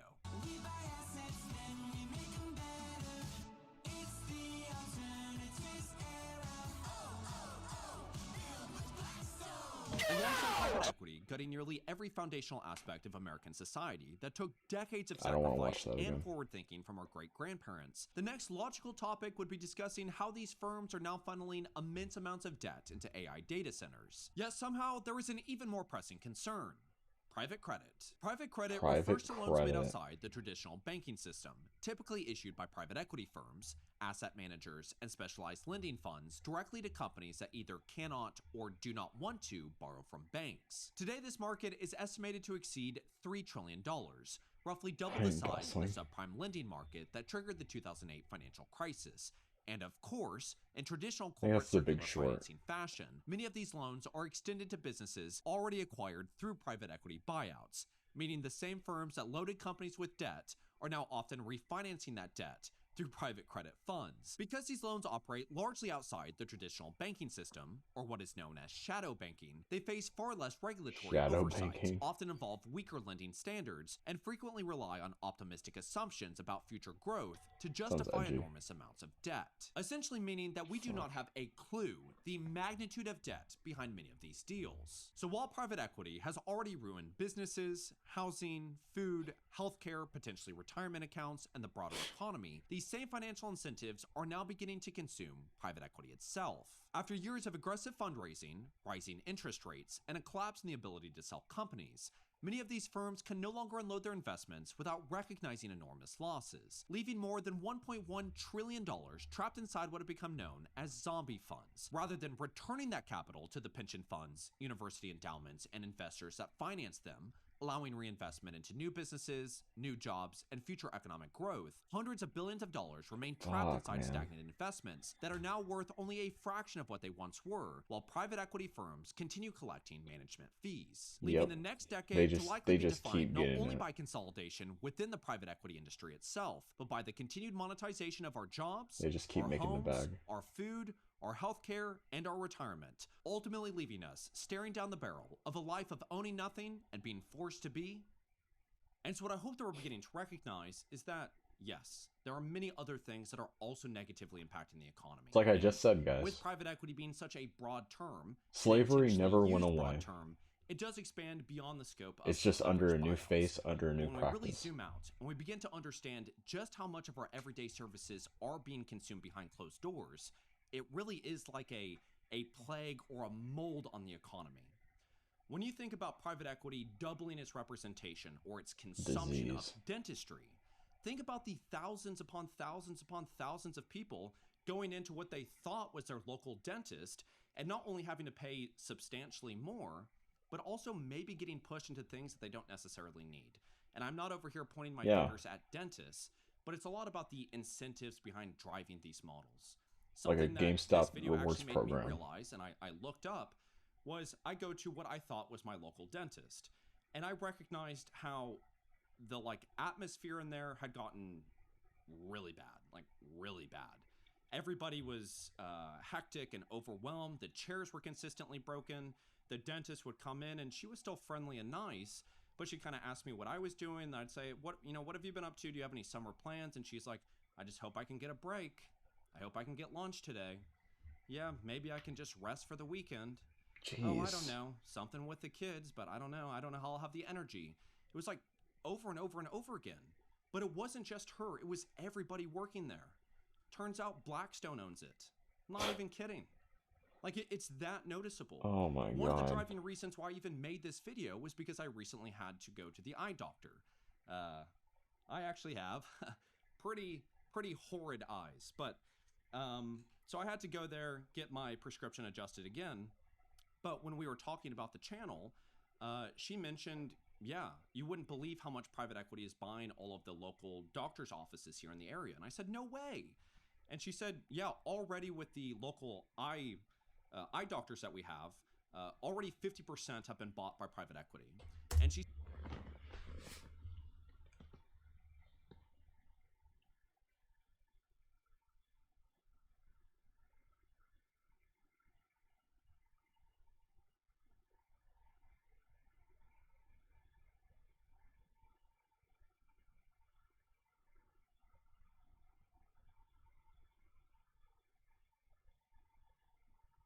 $50.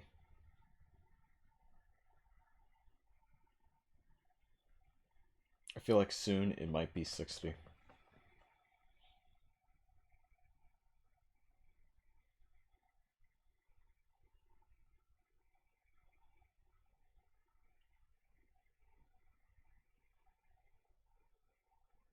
Imagine having a business owned by a group of people who have no idea like how the business runs or operates.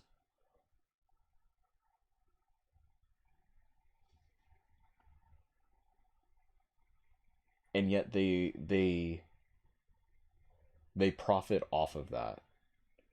They still somehow like make a profit just through the ownership.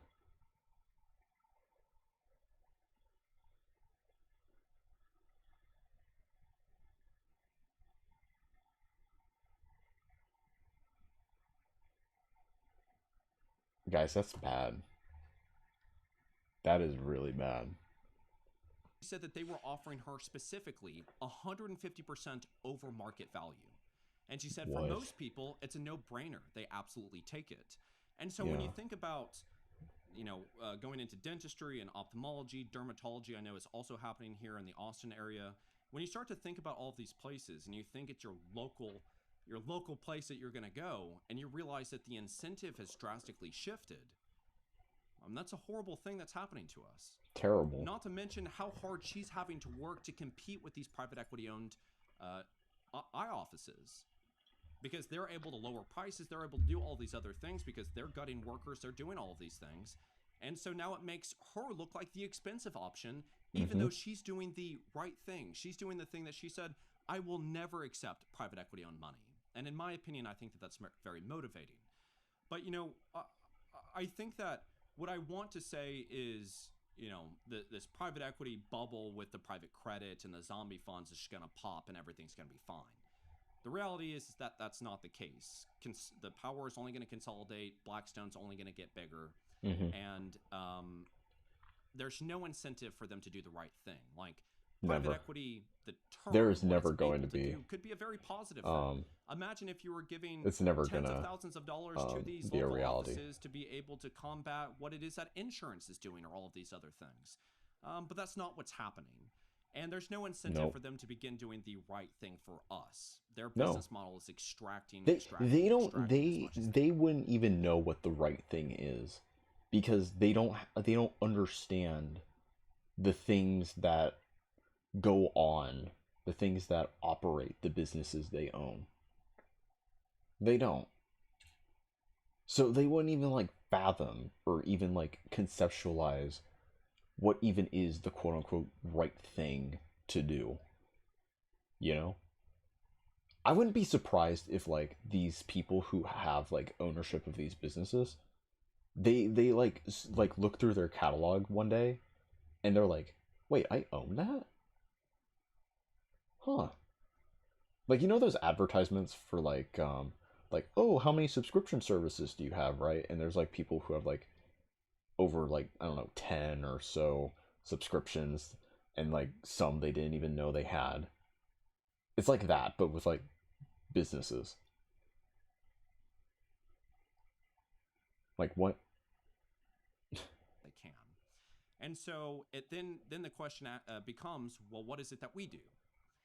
I would normally say, well, I think that voting would be a massive change because you can see that the policy Of course. decisions are only impacting them. Of course. But every time I say we need to vote, that gets thrown out the window. So the other thing that I would say is consumer boycotts. Like, I'm not going to go to Yeah. Torchy's Tacos, which, interesting enough, was actually my first job. If And it anything, was one of the best jobs I've had. I'm not you even can speak kidding. with It your was- wallet. I learned so much there. I got to see what it takes to be a business of integrity, the lengths they were going to have quality food, how well they were treating us. I mean, it truly was amazing. The training alone was, it left a real impact on my life. Well, they got bought by private equity and they put tablets in, so they don't have any more front desk people. They got And, kiosks. you know, that's a real loss, because something that was able to positively impact my entire life, like, other people my age aren't going to be able, or young people, high school students aren't going to be able to have that because it got automated for the bottom line. The food Yep. is worse. The quality Yep. is worse. Yep. The trash cans are overflowing. It's just Yep. bad. So I would say consumer boycott. I'm not going to go to Torchy's Tacos. I'm not going to go to Jersey Mike's, which was just bought by Blackstone. I'm not going to go to that dentist office anymore. But also that gets, like, thrown out the window even more. And so what I really think that we have to begin doing is just raising awareness. I think that is the fundamentally the That's the That's thing not that a bad doesn't way to start. require as much from us, but can also make a massive difference. Because no matter what it is that you're doing, no matter how busy you are, you no just matter spread the word, all of the things going on in your life, educate simply people. having a conversation Make like I them did aware. with my eye doctor can make a difference. Simply posting on, I think I got it shared through Facebook or something like that about Torchy's. Simply just doing, like, a Facebook post or an Instagram post, a TikTok post, making a YouTube video, whatever the case is, going on Reddit. Doing something like that can bring awareness to things that people just might not recognize. Yeah. And Yeah. something that I want to say, and it might not be the most popular thing to say, and I'm not really sure Yeah. why, but our generation, Gen Z, We got will bricks and ultimately minifigs. become one of the most entrepreneurial generations since, like, before the baby boomers. And that's because we kind of have to. Like, that's the way that we're going to pursue not only a better life for ourselves and our community, but for the nation as a whole. And you can see it's already happening. There are a lot of young entrepreneurs. And so what it is that we have to do is we have to begin thinking not only on how do I create a business that's going to make an impact in all of the things that matters to me, my family, my community, my local area, my nation, the people around me, my customers, but also how do I make sure that I structure it in a way that I do not sell out to private equity? You know, I think it's really going to take, just like it happened during the Gilded Age, of everyday people, photographers, journalists, writers, random people that just ended up picking up a piece of pen and paper and wrote something. Those were the individuals that got society together to recognize that living in the slums and the Pilgrims. monopolies and the Pioneers. wealth inequality that was occurring, it took Founding the everyday fathers. person to step up to the plate and to make something happen. And Yeah. so, you know, Somebody there's needs so many to different step ways up. that I think that we can attack this. I think a great idea would be for somebody to create Someone. an app or a website that shows all of the different local businesses that are owned by private equity. I don't know necessarily how you do that, but I think that would be a fantastic tool for us. Yeah. And so I think that it really is going to take Yeah. us to step up to the plate and to do that. It would literally be the private equity equivalent of that one Sweet Baby Inc. tracker that someone put up on Steam. We need something like that, but with private equity. That would be nice. And I want to say that that's going to happen, but I think it just really has to come up to us to decide that that's what we want to do. I know with myself personally, that is the path that I'm going to pursue, and I'm going to give it everything that I have to make a difference and to try to make the lives of future generations a little bit easier than what I have. That is kind of my mission and my purpose, and that's what I care the most about, and about bringing awareness. And I look forward to the time where I turn from talking in front of a camera to doing something practical and action orientated. I'm not exactly sure what that is at this moment, but when that time does come, I'm going to do the best. I can that kind of can. relate. So, That's kind of all that I have to say. Thank you all so much for your support. I hope that this did provide some value to you. If you would like to support the channel, please like the video and subscribe if you haven't already done so. And I look forward to talking to you next time. Thank you all so much. Bye-bye. Wow. What a good video. Honestly, informed, educated, like extremely like conscious. And you know,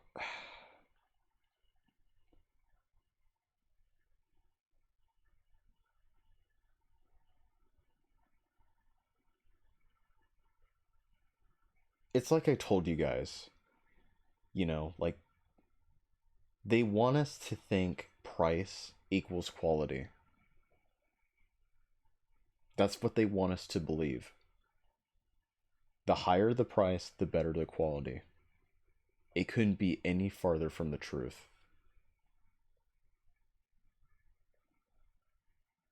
Or any further from the truth. Man, you hate to see it, man.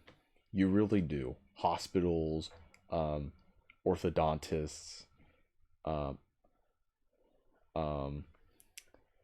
ophthalmologists, hospitals, fucking plumbing. Are you kidding me?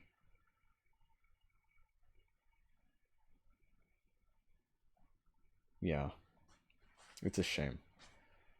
How much quality can decrease just for, you know, just for a buck?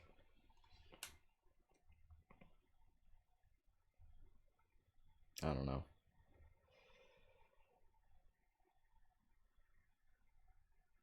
That's really that's some madness right there. Okay, what else? What do we got here? The satisfying end of music's worst band, Blood on the Dance Floor. Oh boy.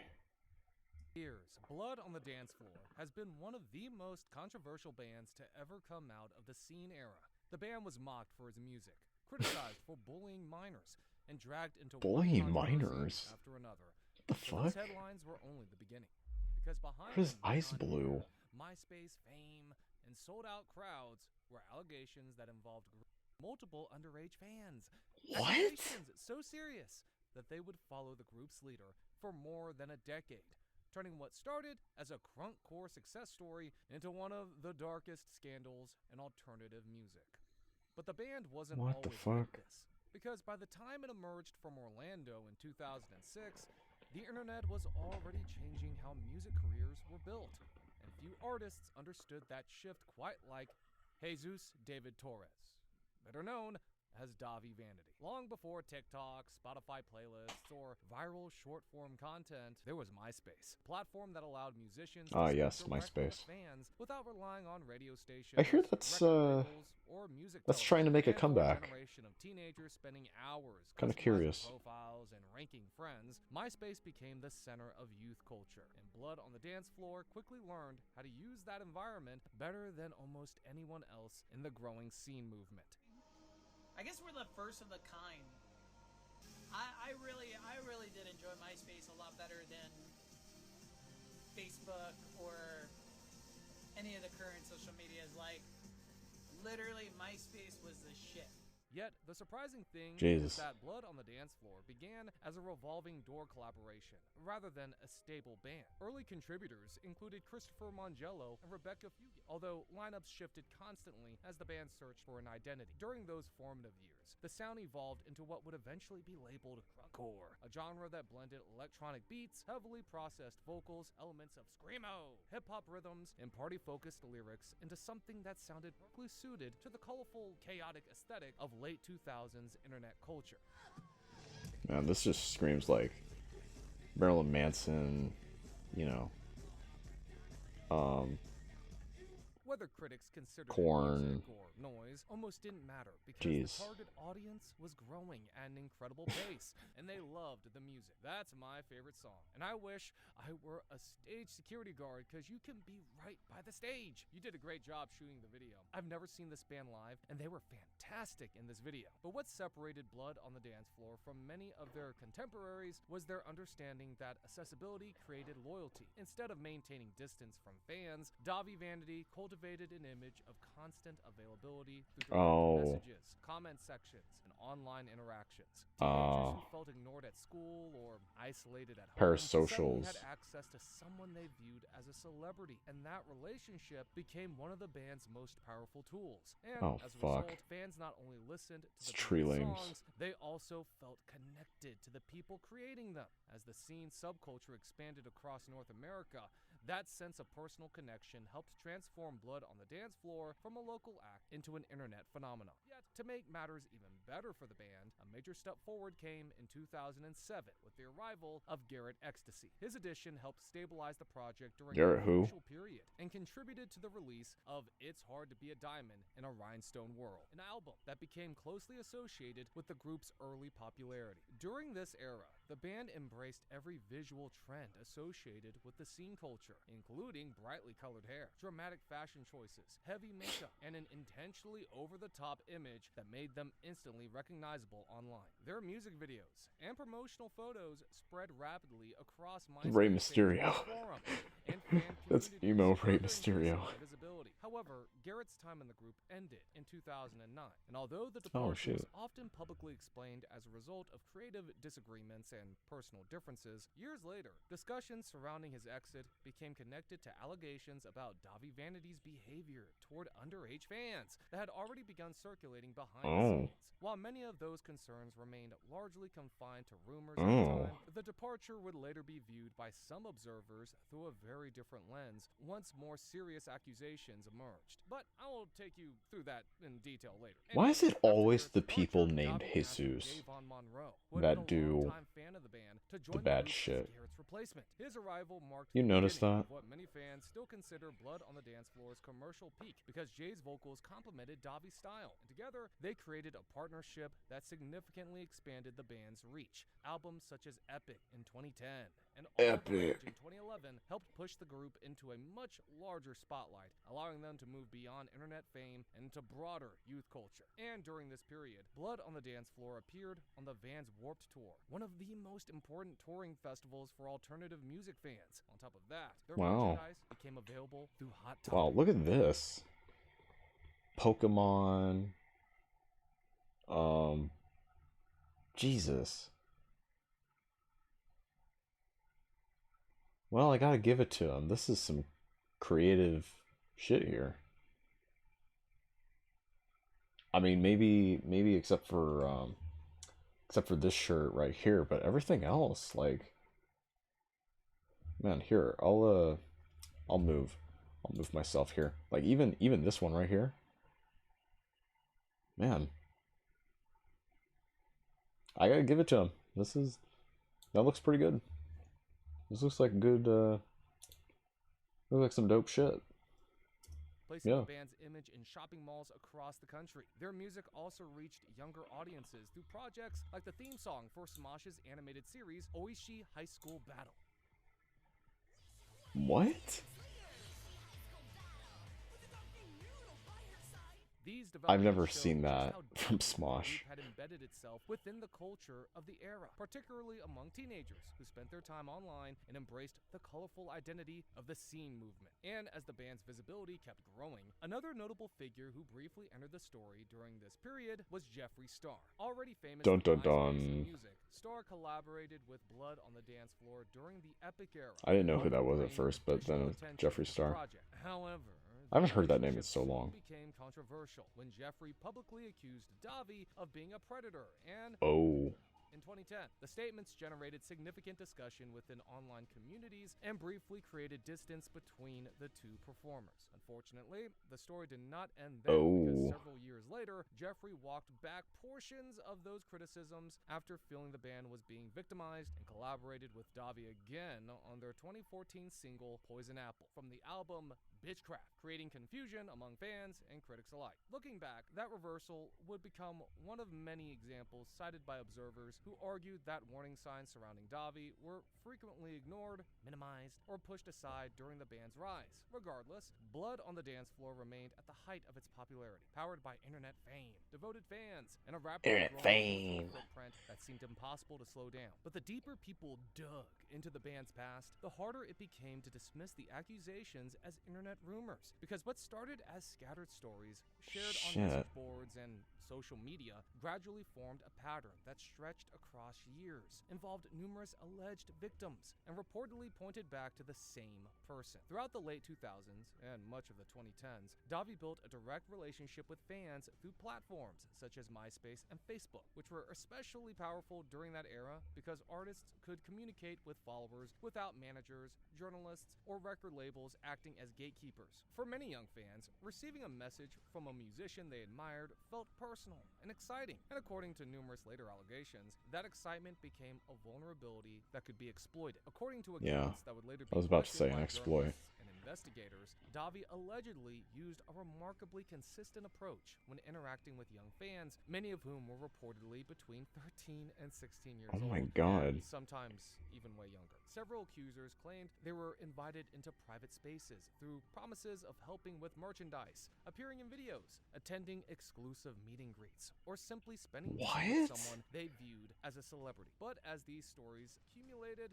former fans began describing a dark environment where admiration for a performer was taken advantage of and boundaries were crossed. One of the earliest incidents took place in September 2009 in Denver, Colorado, near a venue known as the Live Spot, where Blood on the Dance Floor was scheduled to perform an all-ages show. According to later victim testimonies and statements from former band member Garrett Ecstasy, Davi allegedly separated a teenager named Torin Nicole from the crowd, and she followed him innocently, thinking that Davi was just interacting with a fan. I knew him really well, and he said, "Hey, you know, let's take a walk outside," which I was 17 at the time. I was fangirling, and I was like, "Oh my God, Davi Vanity wants to take a walk with me. That's so exciting."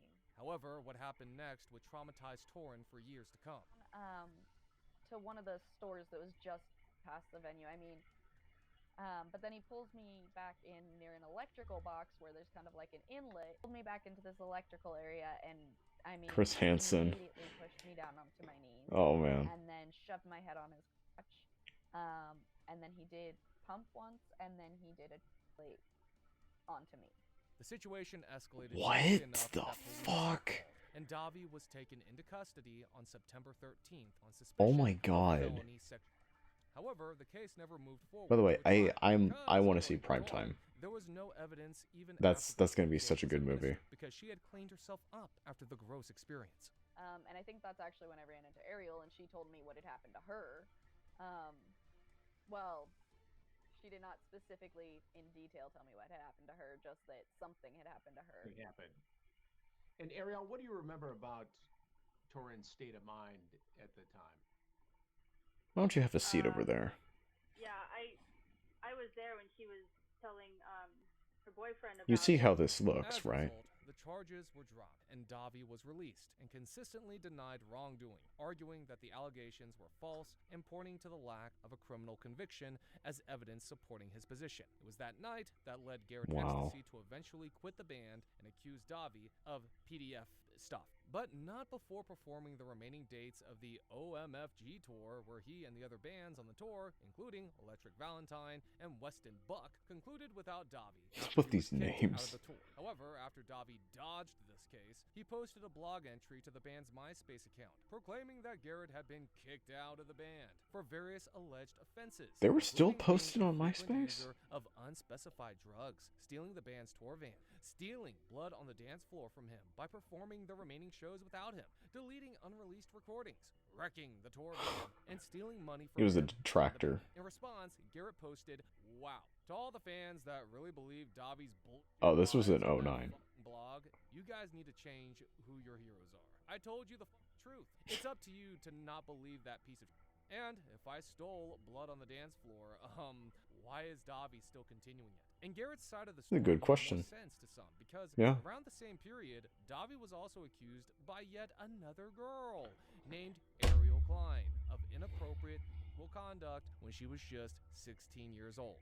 Oh my god, my face. Autographs. I didn't have anything for him to sign. I was like, I need an autograph, and I had big cleavage at the time. He signed my part. I am just so embarrassed about, but you know, I was 16. I wanted attention, wanted the clout. I'm like, hey, Davi, can I have a kiss?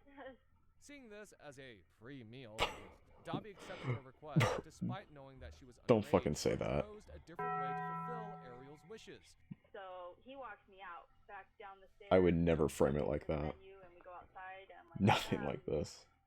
What in his car and Free meal, drive Jesus across the Christ. street. And I'm like, this is getting super weird. After sweet talking her and then taking her to a secluded location, Ariel thought that it couldn't get any Oh. weirder, but unfortunately, she It was did. wrong. You know, just trying to make me comfortable with everything. And he's like, so you want a kiss? I'm like, yeah. And then he just, you know, pretty much just starts aggressively making out with me. I'm like, oh, this is more than a kiss. Okay. And he moves on to feel me up, grab my chest. As if to calm her Jesus. Davi allegedly went on to compliment Ariel's body right before taking things even further. Then he starts, you know, grabbing my hand, putting it in his lap. He's erect, you know, rubbing against it. I'm like, not wanting to do that. And he keeps pulling my hand back, pulling it back, and just like, hey, I don't want to do all of this. But after not getting what he wanted, Davi grew cold and eventually drove her back to the venue, ditched her without walking her back, and gave her a dirty look as she departed. Yet, this was not the last of Davi's victims, because an internet personality named Damian Leonhardt, who was widely known online as Jesse Slaughter, would also come out to expose him in 2010. Now that year, Jesse had become the target of one of the earliest large-scale internet harassment campaigns, generating headlines with much of the public discussion Oh my focusing on God. cyberbullying and viral internet culture. However, years later, Jesse publicly Someone accused just couldn't Davi keep it in their of when pants. they were 10 years old in 2009, while Davi was 24. Damien, you were And fucking 10 years Myers. old at the time. Yes. This was the first time someone had publicly accused Dude. Davi of grape, and so, in 2020, Jesse shared her testimony with journalist Chris Hansen about the alleged sexual assault. He was very obsessed with, like, my mouth and putting his fingers in my mouth, and then, like, very soon wanted me to give him a blowjob. Yeah, I was a 10-year-old, and he fingered cake into my mouth, and then wanted me to blow him in a bathroom. This was clearly a pattern that most of Davi's What alleged the victims went fuck? through, and since most of them were underage, it was clearly a horrifying experience. He taught me most of what the beginning of my ed was, and that's legitimately horrifying to think about. Despite this, their relationship went on and off for quite a while, with Jesse hoping that one day they would Bro. finally become Davi's woman. 10 to 12, you were with on and off Davi Vanity, hoping that you'd be his woman, his girl. Yeah. But it was not the experience they'd hoped for, because over a subsequent 16 months, Jesse accused Davi of repeatedly groping them under the guise of BDSM-style activity. And while this was a Huh? bit extreme for a child, Yeah. Davi would verbalize violence and claim it was part of a consensual dynamic. Eventually, rumors spread online that Davi had slept with the then 11-year-old Jesse. But while Jesse initially denied the rumors at the time, the internet community, particularly 4chan, launched a massive harassment campaign against the child, doxing them and sending death threats. In response to Oh this my harassment, God. Jesse's father, Gene Leon, recorded an angry video Oh, defending his child, as shit. he should. In the video, he threatened the trolls, claiming he had backtraced their IP addresses, Oh, reported them to the fuck. cyber police, famously shouting, "You done goofed," and consequences will never be the same. And I know who it's coming from because I backtraced it. you done goofed. You As done these clips goofed. went viral, instead of addressing the serious Damn. nature of the allegations, Davi chose to mock the victim That's and their father. so With the help fucked of up. Jay, who was at the time still a member of the band, they wrote and recorded the song "You Done Goof" as a diss track to the then 11. Are you fucking kidding me? They made a diss track on the kid's dad. And therefore on the kid. An 11-year-old. That is... This is a reverse They Not Like Us.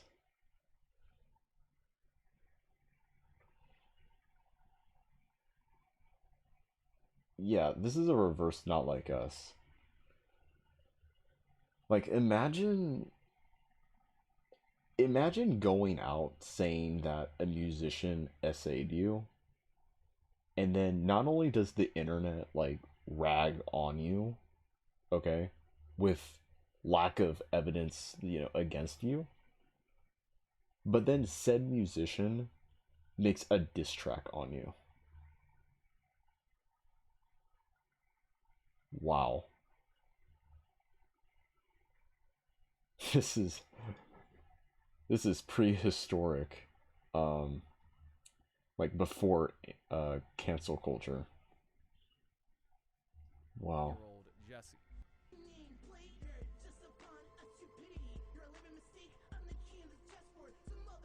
But the worst part, Davi intentionally released the song on July I am not 27th, playing that again. 2010, which was Jesse's 12th birthday. Wow, imagine Wow. writing a song about an 11-year-old when you're bordering on 30s. What a sad, sad, sick man. I can't imagine what it must be like to be an 11-year-old girl who had her biggest idol not only use her, but throw her under the bus, get his fan base to bully her, make meme parody videos about her, but to top it all off, write a diss track like this. I That's know. something I don't think most adults can take, let alone an 11-year-old. This case stayed in the dark for over 5 years, and the FBI only got involved and opened an investigation on Davi following the 2018 HuffPost expose and Jesse's subsequent public statements. And things only got worse for Davi from here, because in 2011, HuffPost published an extensive investigation that exposed that Davi had sexually abused over 20 women. 20? Reports that he has been involved in inappropriate relationships with at least 22 underaged young women. While those allegations were generating headlines, former band member Jay began speaking more openly about his own experiences. When Jay left blood on the dance floor in 2016, the initial public statements were relatively vague, leading many fans to assume the split was simply another disagreement between musicians. However, later disclosures painted a far more troubling picture. Jay alleged that Davi exercised extensive control over finances, claiming he was denied fair access to earnings generated by the band despite years of touring and recording. According to Jay's statements, that financial control extended into daily life, leaving him dependent on Davi for necessities, including housing and food. Additionally, Jay described severe emotional strain during his years in the group, explaining that he felt isolated from family members and trapped within a situation that became increasingly difficult to escape. But the most disturbing claims were allegations that Jay was pressured to continue touring despite serious illness, and further alleged that access to necessary HIV medication was interfered with during that period. With a former associate speaking publicly against Davi,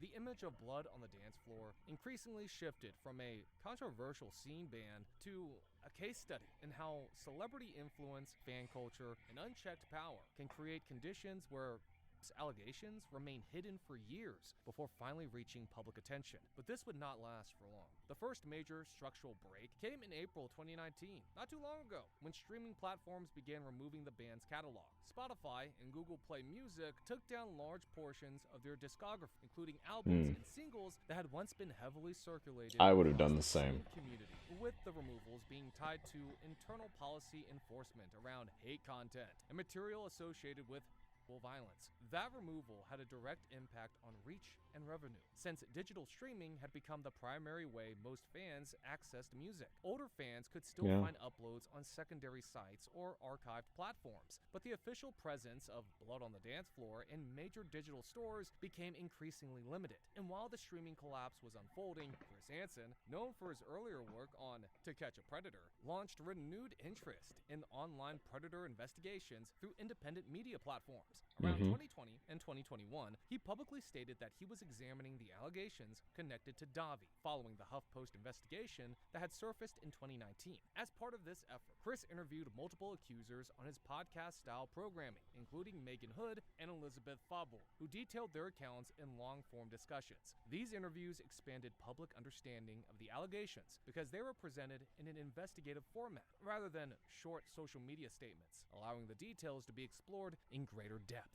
At the same time, could you attempts to imagine directly confront Davi became part of the public narrative. talking to But it wasn't as Chris easy Hansen because direct about interviews or on-camera someone who like confrontations were essayed you? reportedly avoided, with communication often filtered through legal representatives or declined entirely. But as the public conversation continued, the role of fan communities also came under scrutiny. A portion of the remaining fan base, who remained loyal even after Davi rebranded as Kawaii Monster, continued to support the band despite the volume of allegations. Some supporters framed the situation as exaggerated or fabricated, while others treated the controversy Kinds as of shit separate Chris from has their seen over the enjoyment of years. music. This created a visible divide online, where accusers and supporters often clashed, with discussions becoming highly emotional and deeply polarized. During this same period, Fallon Vendetta briefly became associated with the group between 2017 and 2019, which drew criticism as public allegations against Davi were already widely circulating online at that time. Observers questioned the decision to continue performing alongside him, given the level of controversy already surrounding the band.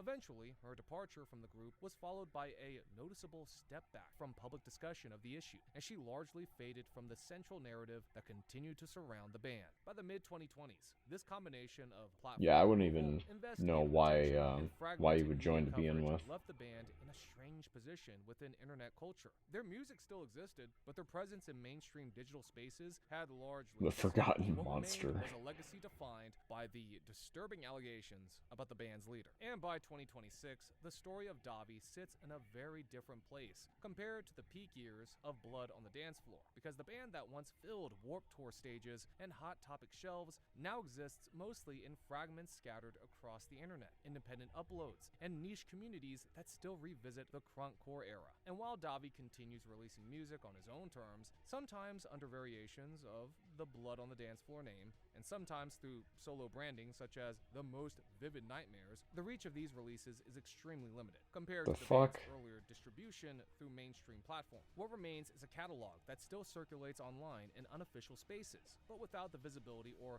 legitimacy. My most vivid nightmare is waking up in the morning from the band's earlier and footprint, because during the early not having 2010s, any Blood on the milk Dance to Floor pour would any draw cereal, large crowds or of young any fans, milk to pour especially into my during the height cereal. of their exposure through MySpace, Hot Topic merchandising, and festival appearances. That's my On vivid top of nightmare. that, reported shows linked to Davi had been described as small, underground events that attract far fewer attendees, often accompanied by tension outside the venues. In several instances, these appearances have been met with protests of public criticism, reflecting how his reputation followed him into every attempt at rebuilding a live presence. The shift from packed festival stages to isolated performances illustrates how completely the audience base and industry support collapsed over time.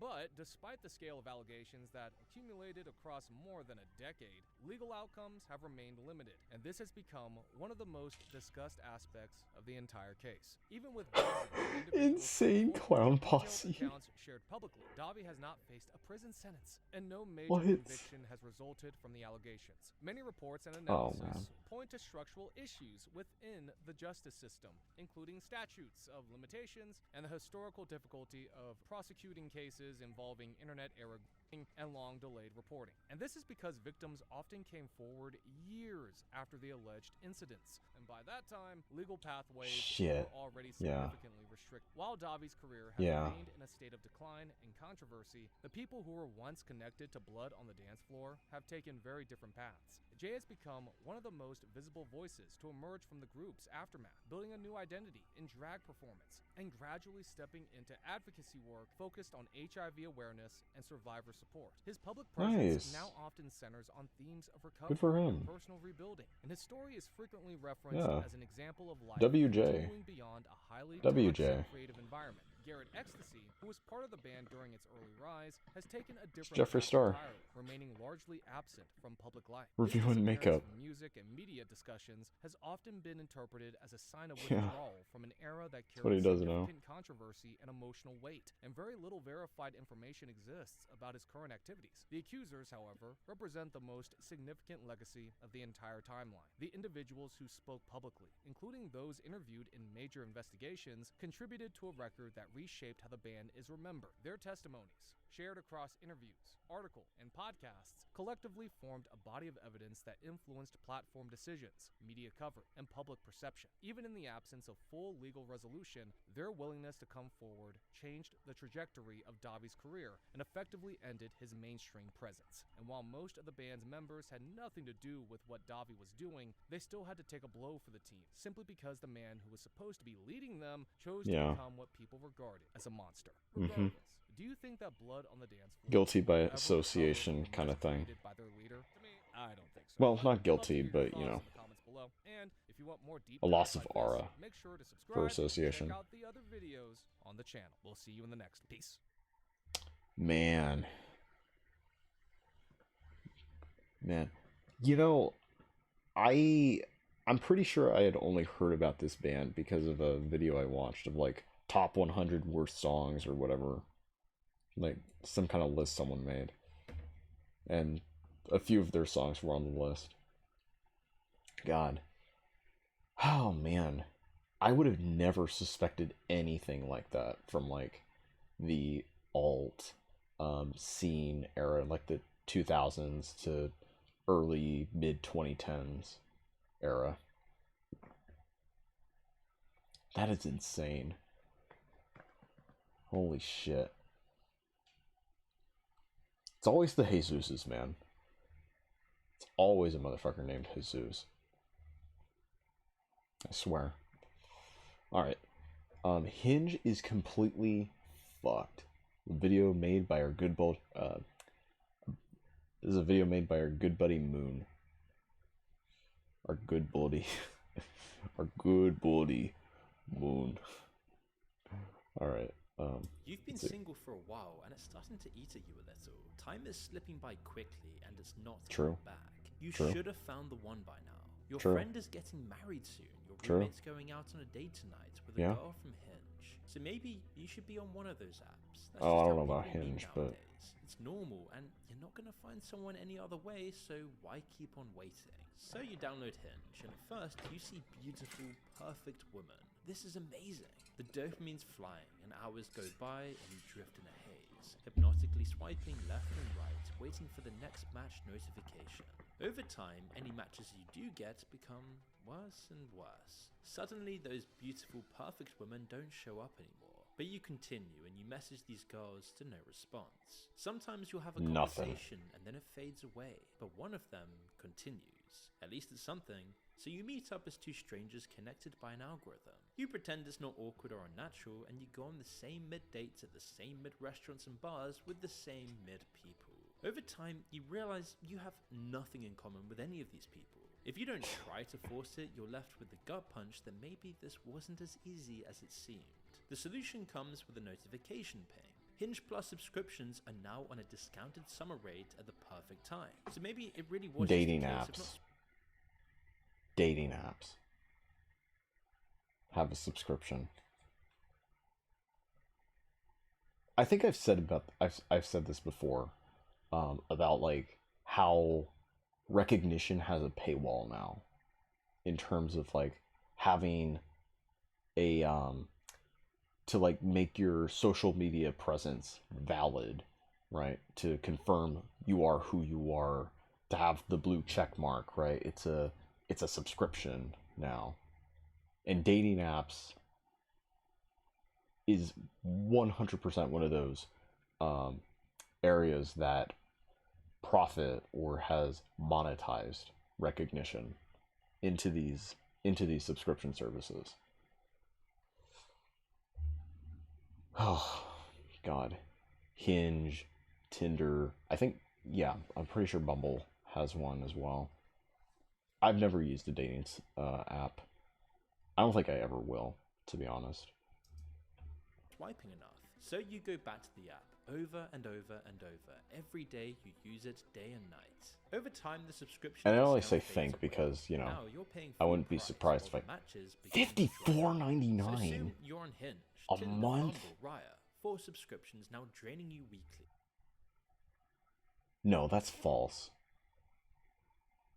No, that's false. That's no. No. Hinge plus price. Oh wait, it's on my other monitor. They offer 2 premium tiers starting at $29.99 to $32.99 per month. Hinge X, $49.99 per month. For fucking what?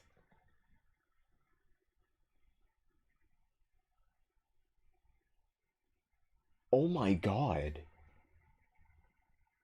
Here, I'll show you guys. I'll show you guys on the other screen. $29.99, $32.99, $49.99 per month. For fucking what?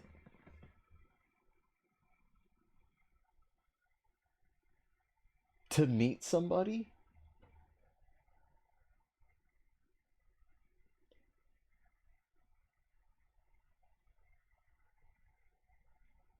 Who's doing this? Who's making these decisions? Private equity? Fucking Blackstone? Oh my God. Give me a break, people. Jesus. You know this isn't really how it's supposed to be, but there's no other way out. It's just normal. But there is something deep inside of you that you can't shake off. Who is behind these apps? Who is it who's deciding your future partner? Who is this? It turns out that you've landed in the trap of one man's quest for total power. One man who is single-handedly changing how love, human connection, and families are made forever. But when I tried to figure out who this man behind all of these dating apps man really who is, sold the I world. started to realize that this was going to be a lot harder than I thought. But it's an important question to ask, because right now, 1 in 5 people under 30 meet their long-term partner in dating apps controlled by one company, Match Group. Who owns all the major dating apps like Tinder, Hinge, I've heard of this group. Cupid, Match.com, Yes. etc. Match Then Group. There's The League, which makes you apply and wait in line to be accepted. There's BOK for black singles, Chispa for Latino singles, and Our Time for people over 50. It extends its grip worldwide. In much of Europe, there's one for the fat in Japan, people. There's Pairs. Across Asia and the Middle East, there's Azar. So it would seem at the surface level, the man deciding your next girlfriend must be the chief executive of Match.com. What about the Spencer autistic people?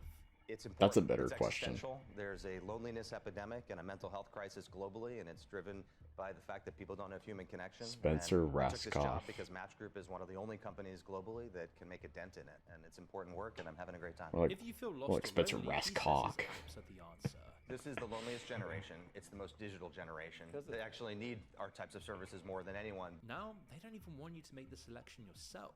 Their latest idea Didn't we is just see his a dating clip app where you're on interviewed by the an other AI that video? determines your matches. But he only took the job at the start of 2025, and he's the latest in a chain of executives who are constantly replaced. For once, the CEO is not the answer to who's responsible for assembling this monster. You see, the Match Group is a monopoly inside The architect. a monopoly much bigger than itself.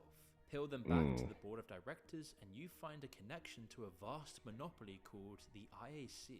It has owned more than 200 IAC. Expedia, Ticketmaster, Vimeo, LendingTree, Investopedia, All Recipes, Verywell, and more than 40 of the country's biggest media brands. It's the largest digital publisher in America, and you've probably never heard of it. And it also owns roughly a quarter of the casino empire MGM Resorts, with connections to Disney, Paramount, Universal, the Washington Post, and Coca-Cola. When I was a kid, what I imagined of love was definitely not this. Washington Post, Jeff Bezos? It's like how you that can Washington reduce Post? the beauty and supernatural awe of a butterfly wing into a scientific byproduct by stripping the eternal mystery and richness from its beauty, just labeling it with scientific terms. This reductionist view is taking over everything. It's why love is now becoming a series of statistics optimized for a profit-extracting algorithm for something that should really not have an algorithm involved. I mean, just take a moment to think. Yeah. Love, family, and marriage, Uh-huh. the bedrock of civilization, is being altered by one man.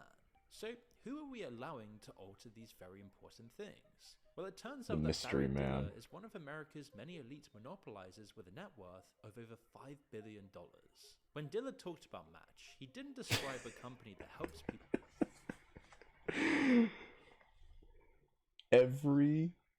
Every boomer ever. I'm sorry, but that look. Oh, that fucking face, dude. Anytime I think of boomer, this man's face shows up. Oh my god. Elmer Fudd over he here. described a cash flow machine. Its margins were, in his words, extraordinarily high.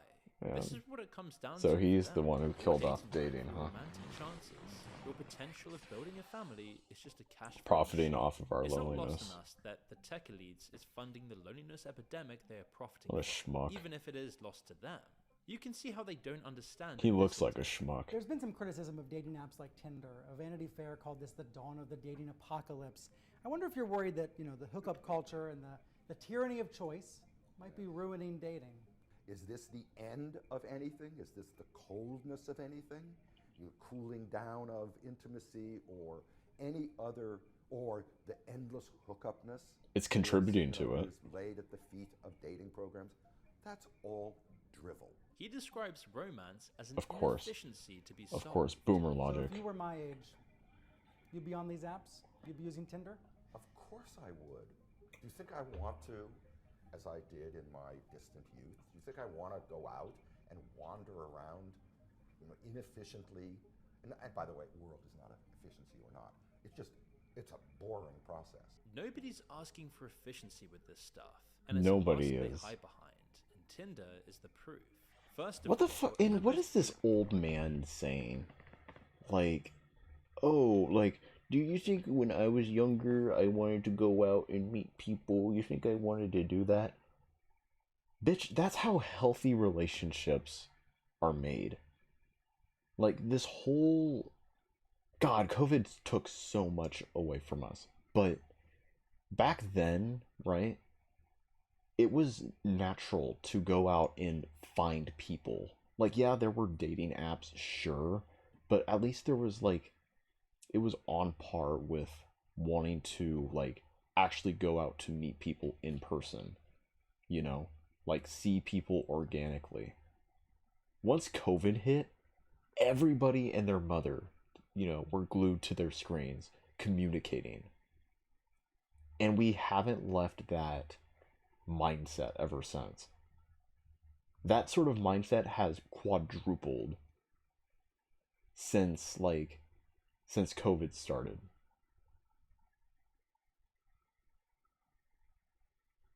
Maybe even quintupled.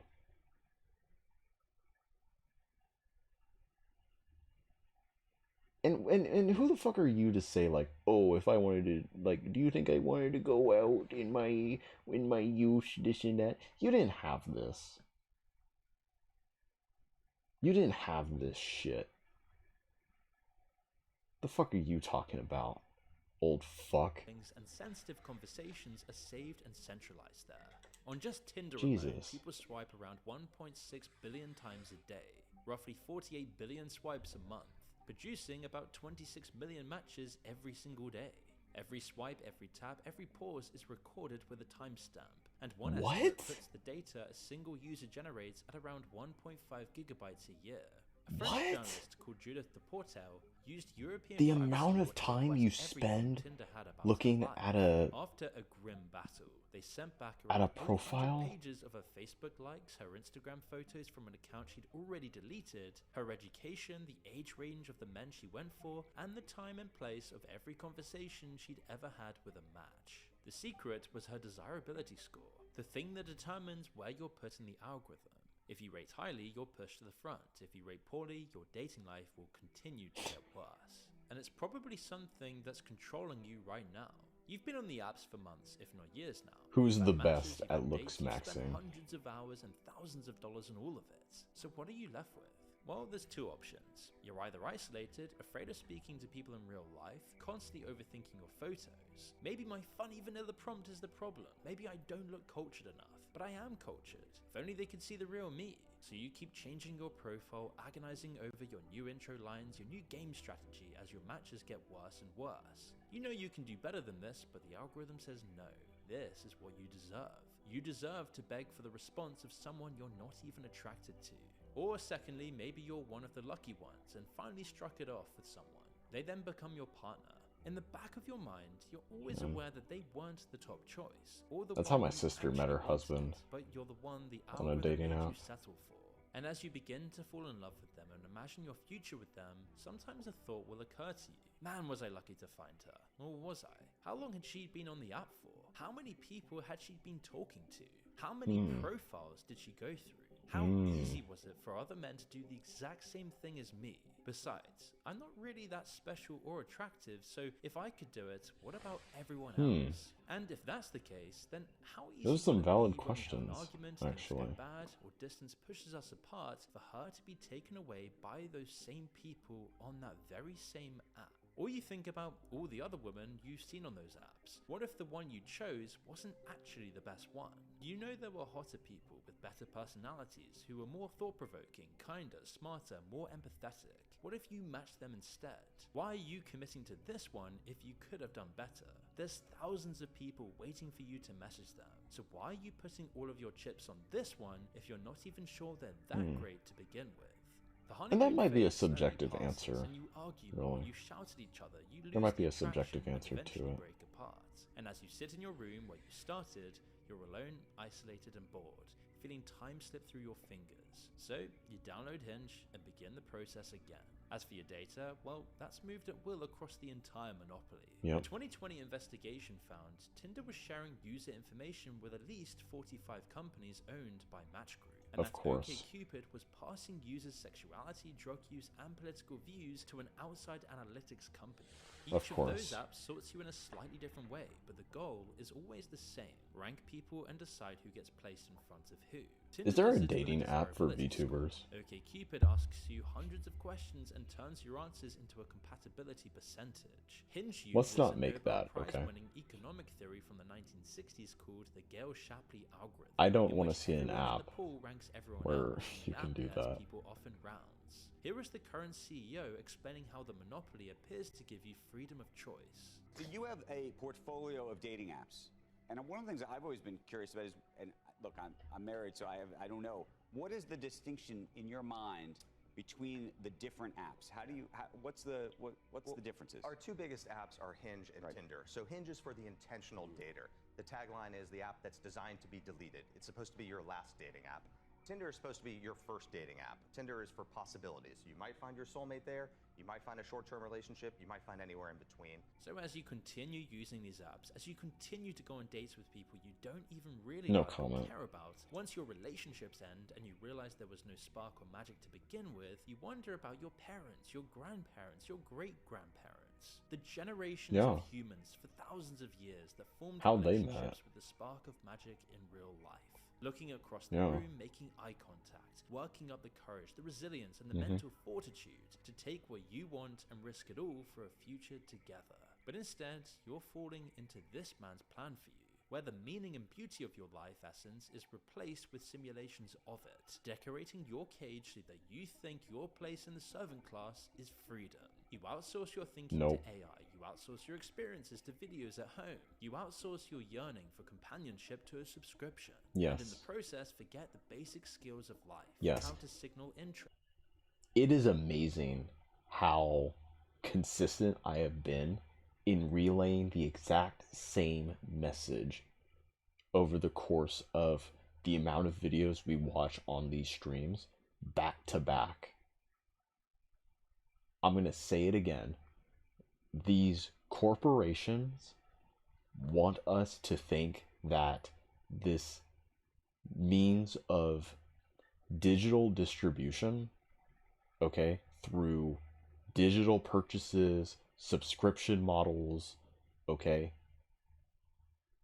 everything on a cloud, your data being sold, it's all normal.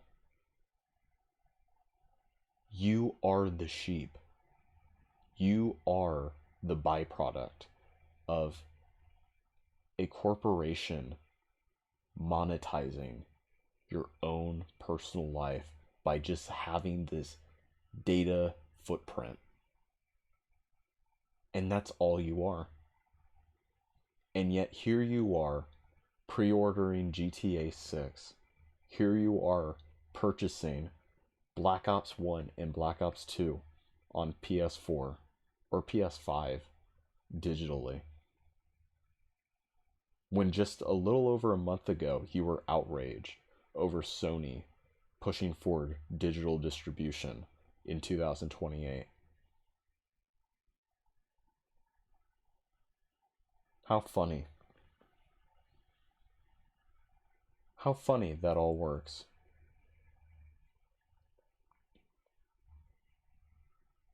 The short-handed rage and angst that human beings have.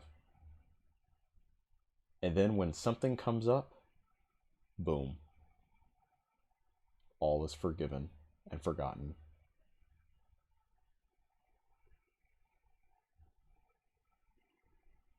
It's insane.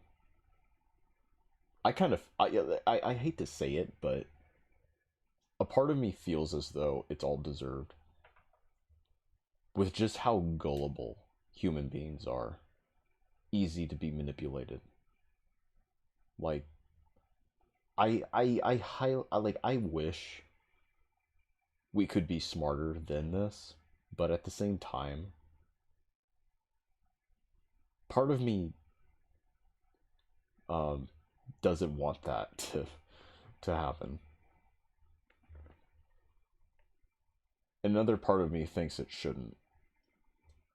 Escalate, move through dating to marriage, then be happy in marriage. I mean, just look up, stop for a moment, and reflect on it yourself. Take in the psychological dependence you have given to the screen in front of you. It's unprecedented, and unprecedented things have unprecedented consequences. So I have to ask you, was all this prosperity worth it? Did you really want these changes? Or are you beginning to realize that maybe the endless choice and consumption is destroying you? Maybe there's a reason successful people who get everything they want destroy themselves again and again. Maybe there's a reason the richest countries in the world are euthanizing their own people. Maybe the convenience is making you dependent. Maybe it is why you feel numb and never really free. Maybe that's why they keep you addicted to the work from home, AI best friend, dating app addict, Uber Eats consuming, constant dopamine-fried lifestyle without substance or meaningful life satisfaction. So the question is, what sort of man would be designing this world for us to live in? Before creating the IAC, Barry founded Fox Broadcasting with Rupert Murdoch. He was a director at Coca-Cola and spent over a decade on the board of the Washington Post. Bunch of two grumpy old men. When I met Rupert, I'd always wanted to start a fourth network because I thought the three networks were boring. And he said, great. I said, what do you mean great? He said, do it. Well, we have to buy these stations. It'll cost $1.15 billion. And he said, just do it. Yeah. Despite being 84 years old, look at how many companies he's still part of. Boomer He logic. started his career Just at do a it. Hollywood talent agency called William Morris. By 32, he was running Paramount Pictures as the youngest studio chief executive in Hollywood history. He oversaw Saturday Night Fever, Grease, Raiders of the Lost Ark, and many other iconic films Wow. and TV shows. He was even responsible for bringing The Simpsons onto the TV at 20th Century Fox. This is an old school entertainment tycoon through and through, someone you don't become through kindness and goodwill alone. His ferocious style frightened his colleagues, who fondly knew him as Killer Dilla. According to Time magazine, his style was allegedly to be blunt, brutal, and quick to humiliate. I could see he it. tested people by dropping them into jobs far bigger than they were ready for, and watching whether they sank or swim. I discovered fairly early that the best organizational process was to get smart, snappy people in a room who have opinion and get them clanging against each other with their opinion. The ones who swam became the most powerful executives in Hollywood. His deputies were called... What a psychopath. I have always thought that the best arranging room for that is a group of people who are in conflict with each other, usually past their point of endurance, meaning the longer you push it, I found over time that when you push people somewhat past their endurance, when they like say, oh, please, can I go home? And you won't let them go home, interesting things happen after that. Michael Eisner was his second in What a command at psychopath. Paramount, who left... Man. Do you guys remember,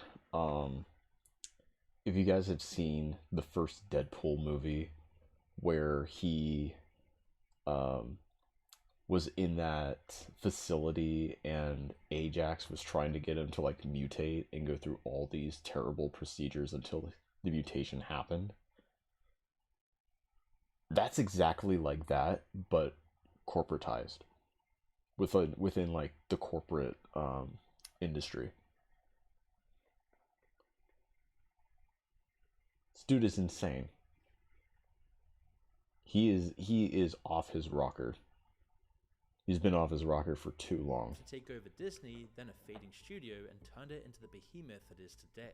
Katzenberg was another one of his proteges. He then ran Disney's film studio and co-founded DreamWorks with Steven Spielberg.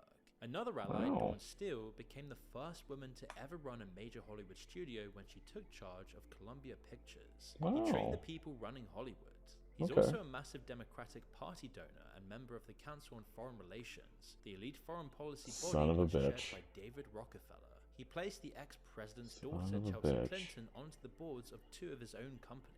His wife Son is a of a princess by bitch. first marriage, old European aristocracy folded into new American money, and his inner Hollywood circle is so powerful that rivals nicknamed it the Velvet Mafia. He also has close allies The in the tech Velvet industry. Mafia. This is what he said about Bill Gates.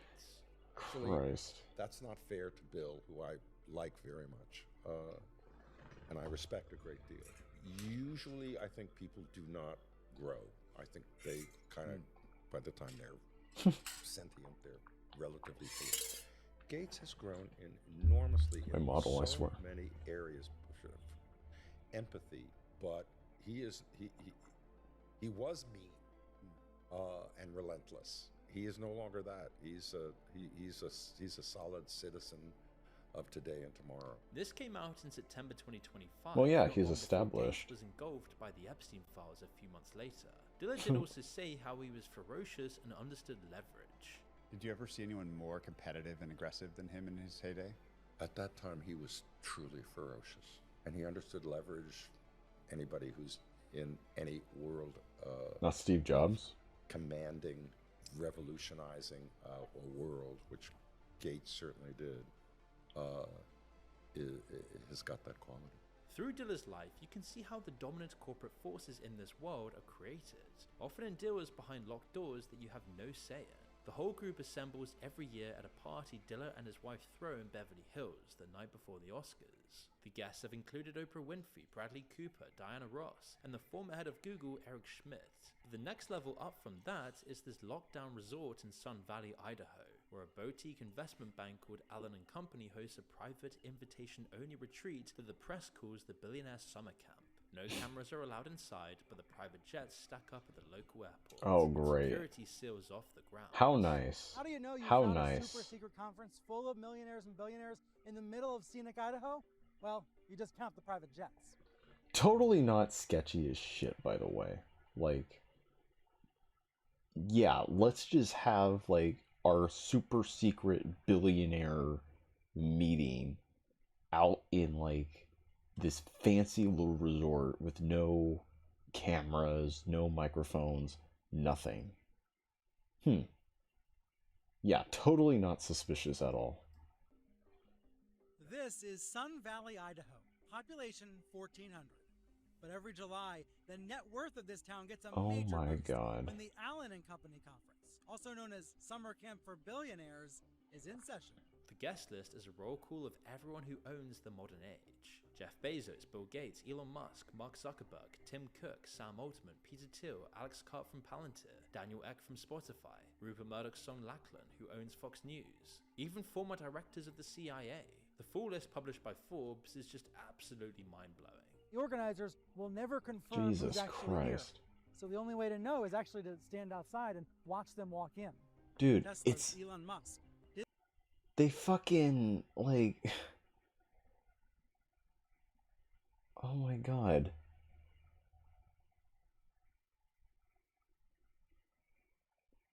It's like a show for these guys. Like, ooh, who's gonna show up? Who's gonna show up at the lodge? Oh my God. Oh my God, it's Mark Zuckerberg. Right? Just like, give me a break, people. Oh my God. Who is that? Bob Iger? Disney's Bob Iger, Yeah. CBS's Les Moonves, and Home Depot co-founder Ken Langone. These are probably some of the busiest people on the planet. So I had one question. Why are they all here? And that is the question. The answer is, of course, networking and high-profile deal-making. Diller has been on the list for years, with Hollywood Reporter recently capturing a photo of him riding a bike around the grounds. And everything he'd learned from the elites was primed for the world of online dating. It began with the TV shopping channel QVC. Of course. I had only known you use screens for telling stories. That's what screens were for. I'd never known interactivity, and there I was seeing it in its primitive emergence at QVC. This was key for not only dating, but the screen-dominated transactional modern era that we live in. QVC was the prelude, and you can see how Diller's instinct told him that human interactions were about to change forever. That interactivity, using screens for something other than telling stories, knocked me cold. And then, serendipitously, a few months later, I was offered to buy QVC, and I said, I now know what I'm going to do. Everyone thought he was crazy, but he saw how shopping was about to move onto the TV screen. He knew the direction the world was heading in, and internet dating was the logical next step to establish a bigger stake in that world. He used that same word primitive to describe why he believed online dating would take off too. Was there a defining early transaction? You know, we used to have commercials that would have like products shown, and then there was a number you would call. Right? You remember those? Like he's never seen those before until QVC. Really? Come on now. Come on now. Like, give me a break. The fucking... You didn't see the ad for the George Foreman grill, or I don't know what else came out back then. Like any sort of like kitchenware or anything like that that had like a number on the screen for you to call. Seriously? Like, come on now. I ain't buying it. Then in those days that you think back on? There are the early obvious ones now, but It's a neat story, I guess, but Match.com, no. personals, which was also something at that time that was very, very so early stage and so primitive. And again, just a good idea. After pouring cash into the Match Group, they built Tinder in-house and went on to acquire OkCupid, then Plenty of Fish, then Hinge, and other global dating brands. Tinder itself just was bought built in 'em. 2012 inside Hatch Labs, Of an course. incubator the IAC set up and paid for. It had a small team, including a guy called Jonathan Badin, who came up with the swipe designed to feel like flickering through a deck of cards, which tapped into our compulsive gambling behavior. And so, really, Yes. to understand what IAC Of course. does with these companies, let's take a look at one Ring of its bet. other notorious companies in Ticketmaster. IAC owned Ticketmaster for years, then spun it off, and it became part of Live Nation, which dominates event tickets in the West. Everyone points fingers at Ticketmaster for their endless fees and their awful behavioral pricing. But as exposed by an FTC probe in 2024, it's Live Nation who are pulling the strings, locking artists into exclusive deals, using those artists Fuckers. to lock venues into exclusive ticketing contracts, and then threatening venues that try to work with anyone else. Yep. Going to any big concert or festival Yep. means fighting pricing algorithms and interfaces that rip you off or straight up don't work when you get to the front of the queue. Tinder was built in the same image. Find something people can't live without. Take over Everything the will be platform expensive. dominating it, and then Everything will be squeeze under a paywall. Ticketmaster is the event You will have love to no attend. ownership Dating of it apps whatsoever. literally love You'll itself. shut up Once they own the and you'll be market, happy. They tightened their grip. Tinder started free, but then it added Tinder Plus, then Tinder Gold, then Boost, a way to pay to jump the queue. Why are Money there was flowing so many different fucking subscriptions for a dating app? What was it? Gold, Boost, Premium, Plus. Bitch, you're fucking Tinder. Like, can I just meet somebody?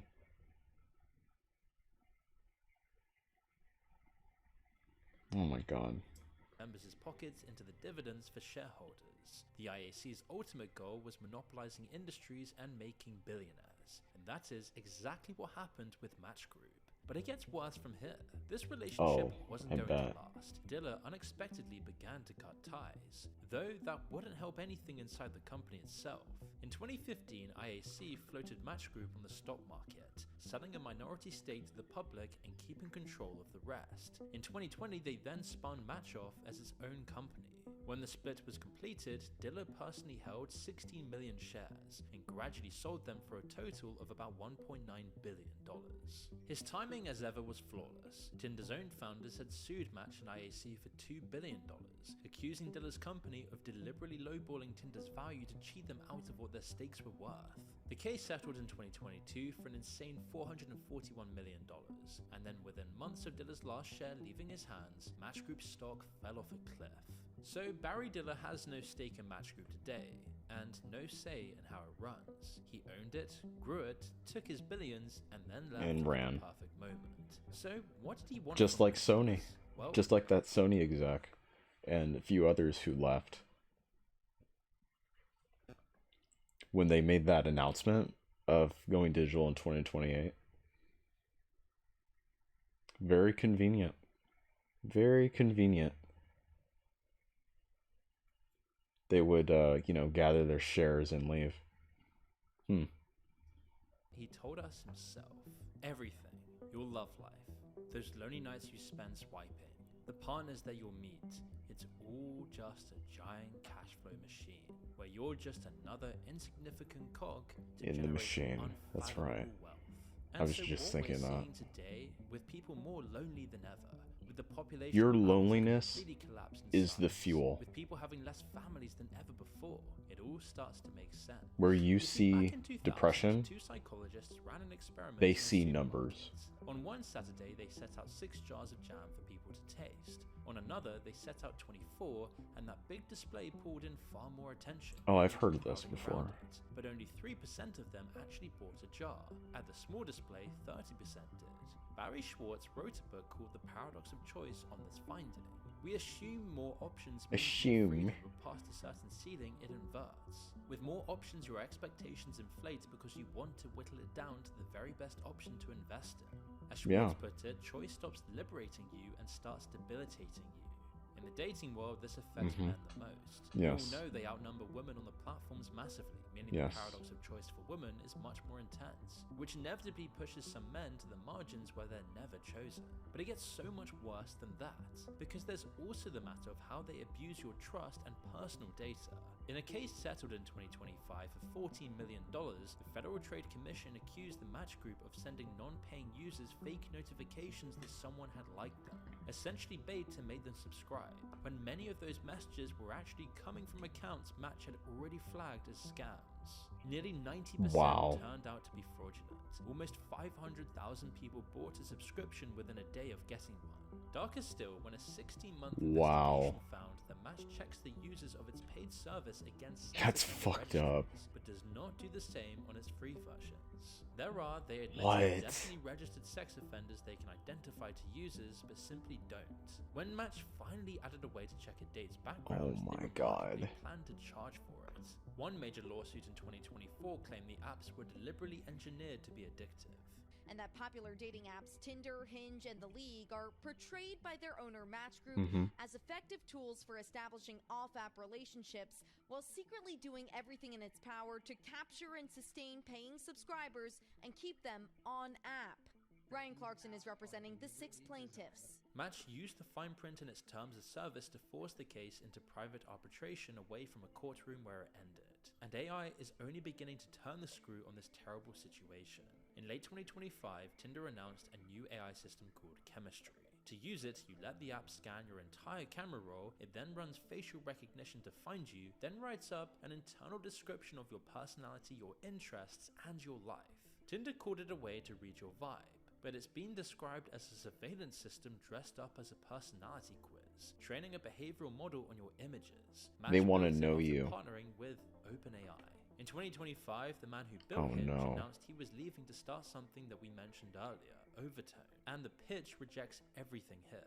There are no profiles, photos, or swiping. The AI just simply interviews They you want to like know this, you knows your story so in they your can own words, profit and off tries of to you. pair off. His words are Overtone is not a dating app. They say it's not algorithmic, but of course it is. It just uses It AI is. models instead. Yeah. And unsurprisingly, Match Group led the round and holds a substantial ownership They want to position. give Spencer Raskoff information is, of course, on Overtone's board. to the It was algorithm. incubated inside Hinge using Match's money and Match's internal data over the course of a year before being spun They out want as to teach the AI models. So what's the end game of all of this? AI companions, AI girlfriends, a world devoid of natural love, or the artificial version is pushed via subscription? Raskoff Yes. was actually forced to answer the question himself. Do you think that people are going to use AI almost as agents on behalf of themselves to go communicate to the person that they are trying to match up with, so that like they make the language exactly what they think the other person wants, and then eventually are we both going to have agents talking to each other to figure out whether we match or not? Or is that what you're supposed to do on the back end? Yeah, I mean, that's a bit of a dystopian future I don't think we're headed towards. The way we look at AI is it gets you to the good stuff faster. Notice here how he says it's not quite as dystopian as is being suggested, which is an admission in itself. So, I don't think it'll be my AI talking to your AI, but I do think it'll be my AI helping me, it kind of giving me advice, almost like a trusted friend, right? As I'm connecting with people, which can be difficult and scary. For Like an AI so dating it's not quite as coach. dystopian, but it is AI infused. And they're gonna AI put that informed. in a It's telling that like they behind a only use paywall. AI when it makes them money. Here's Fucking an hell. ironic moment when Dilla describes his stake in MGM casinos as being a wonderful investment because no tech can get between a human and gambling. We bought 24% of MGM. And why does that appeal to me? Because you can't disintermediate it. Because you give me any AI equation, and I will tell you, irrelevant to this. No one's going to get between going to an MGM resort, let's call it particularly Las Vegas, in which we have a huge share of Las Vegas. We have 11 properties in Las Vegas. No tech is getting between that and a human. He was protecting his fortune from the very thing he spent a career building. That's what the elites do. They hedge their bets against the very things they participate in creating and destroying. So let's take a step back from this and think about the barriers between you and another human being. The mountains Boomer you have to mentality scale as to do well. The very basics expected of you. People who write the new rules gather at secret parties, make deals the outside world isn't informed of, and are very often the same group who also decides what fills your feed in the morning and what gets treated as news. Dating has always been uncomfortable and often painful, but it had a well-defined goal for both men and women. Yeah, That goal is being there was a ripped payoff. away, and once you see how the business works, it's obvious why. A world full of happy endings and happy people is not as profitable as this world. The entire experience is built to keep you always close, always hopeful, but always one step away. 1 in 5 adults now don't even have close friends at all, roughly double the figure from the 90s. A quarter of young men say they felt lonely for much of the previous day. 60% of men under 30 are single. And the technology isn't trying to cure this, because when a person feels settled and actually connected in real life and finds someone in real life, a great partner, they close all of these apps and never come back. I think another thing to consider is that this could all be a ploy to try and diminish the population as well. Because if you create a model or a system that supposedly is meant to help you, but gets you absolutely nowhere, while simultaneously profit off of your own mental disturbances, your own depression and anxieties, right? Not only are you decreasing, like, the population from growing, like, you're preventing the population from growing, you're profiting off of that. That's insane.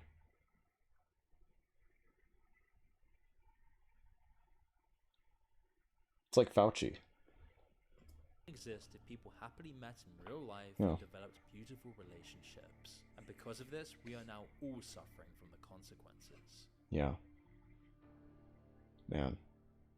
Good video. Good video. Here, I'm gonna like it. That was pretty good. Alright, guys. I'm gonna watch one more, and then I'm gonna call it a night. If you poke around LEGO forums, you'll notice one complaint popping up over and over again. LEGO is getting too expensive, and even lifelong fans are feeling priced out of their favorite hobby. With recent LEGO sets retailing for a staggering $1,000 and even bigger sets on the way, it's easy to see how people might feel this way. While it's undeniable Actually, that no, LEGO's wait, we saw this video. Yeah, we saw this video already. Yeah. Here, where's our playlist? Where's our, oh, right here. Why do they have it formatted like this? Have it all to the side and shit. Okay, this will be our last one. Finally. I've been meaning to watch this one. What the hell happened to anime cons? That's what I want to know. Especially as somebody who's never been to a con. A lot of anime cons now, and the first thing, it feels like as if you're in a giant flea market. Too much bodies everywhere, lines everywhere, boots everywhere, and I'm just sitting there like, damn, when it's become normal? Because anime cons didn't always used to feel like all this. fucking They used to be filled. smaller, Yeah. awkward, niche, a little embarrassing, and honestly, that was part of the charm. Back then, being cringe didn't mean that you're gonna end up on somebody's TikTok for strangers to laugh at you. It just meant that you were around other people who Yeah, you were in a just community. as weird as you, where these places used to feel like a place that you could actually breathe in, but something changed, and if you've been going to cons for a while, you probably felt it too. Anime didn't just grow, it exploded, and once anime went mainstream, the conventions built around it started changing too, and the weird part is, it's not even just the crowds, it's the whole vibe. Yep. And you know what it is? You know what it is? I'll give you 3 answers. Alright. COVID, LARPers, and corporations. That's it. That's all it is. You got the people who had nothing to do during COVID, who ended up starting watching anime and thought, holy shit, this is actually cool, right? Or wanted to, like, just jump in on the bandwagon, right? And then you got the LARPers who either came from the COVID era or are jumping on the bandwagon from the COVID era, right? And then you got the corporations, right? Like Sony, Crunchyroll, whatever, who, like, help monetize or fund these cons to be like such a big deal, when it used to just be like, you know, smaller. It used to be just a little more not private, but didn't rely on such corporations. You know what I'm trying to talk about? It was more individualistic than something that was like widely public, if that makes any sense. Probably doesn't, but you know. I tried. Before we get to conventions, we gotta be honest and talk about what happened to Corporations anime just weren't itself, involved because as anime much. is not That's what I'm niche trying to say. anymore. You got Crunchyroll alone that has over 17 million subscribers, and Jesus the Christ. anime industry itself hit record revenue Scam. in 2024. And around 42% of Gen Z watches anime weekly, and that's not some weird little internet subculture anymore. That is whole mainstream entertainment right there. And when a fandom gets that big, the spaces around it change too, where conventions stop feeling like gatherings and start feeling like operations, because you got more people, more security, more logistics. Weren't there like more over 200,000 people who were at Anime Expo this year? Or like 400,000? It's a lot of fucking people. And for what reason? You know what I mean? systems designed to move thousands of bodies through a building, and you can feel that the moment you walk in. In With fucking the body back checks, slammed. metal detectors, control entrances, Yeah. crowd control everywhere, all things that make sense Everybody for getting safety. squished. But it also makes the whole What was that quote? entrances, crowd control everywhere, all things that make Those who would give up essential con vibes to purchase a little temporary safety deserve neither vibes nor safety.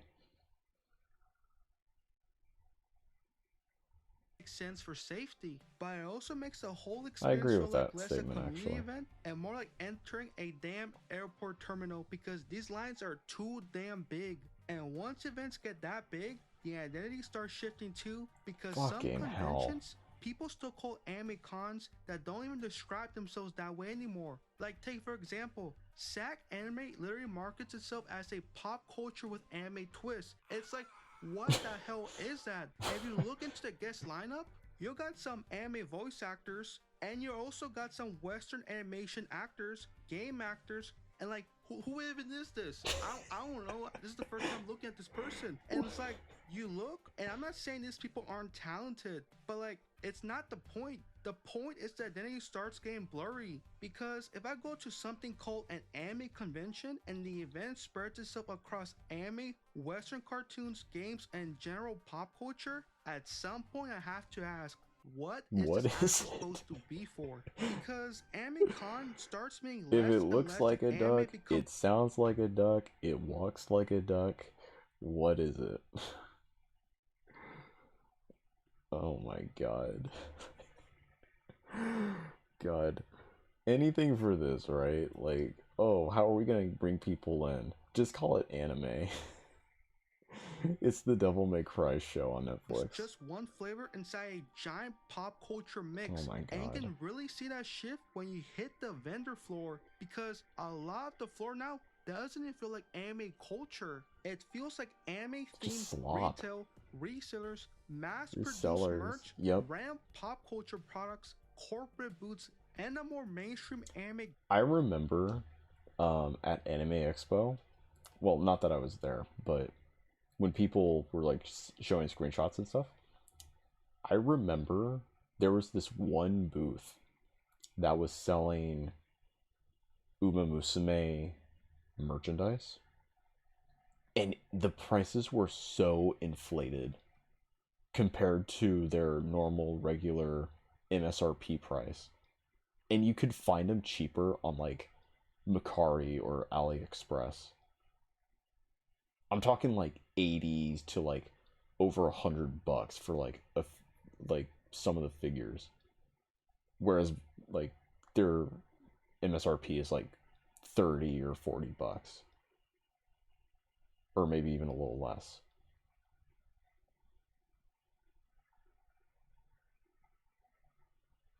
That's fucking insane.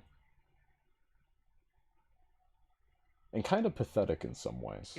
The more conventions start optimizing around consumer traffic instead of fan culture, and then you start noticing the badge tiers. And suddenly, two people can go to the same exact convention on the exact same day and have two completely different experiences. One person walks straight in, and the other staying outside for 2 hours getting cooked in line. And the same thing happened with autographs, meaning voice actors used to feel simple. You get in line, say a few words, get something signed, and leave, and half the time it feels like a menu. Oh my it's God. Like, no offense, I'm not paying $100+ Fucking to take Mark a picture Hamill. with you, with few exceptions, especially in this economy. The real issue is the interaction starts feeling less like a fan moment and more like a transaction being pushed through a line as fast as possible. And then there's the social side, because once something becomes mainstream, it also becomes visible. More fandom, more social media, more people performing fandom instead of just existing in it.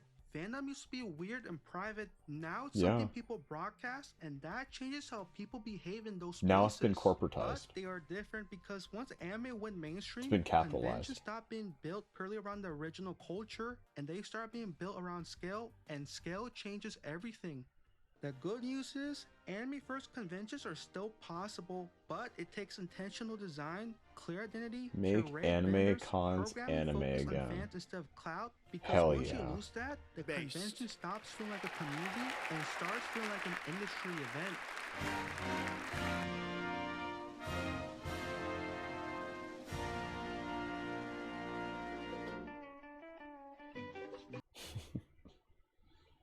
Okay.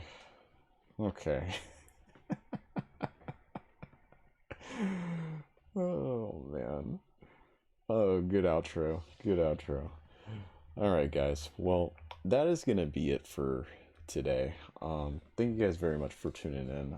Hope you guys enjoyed these shenanigans for tonight. I will be back tomorrow with some...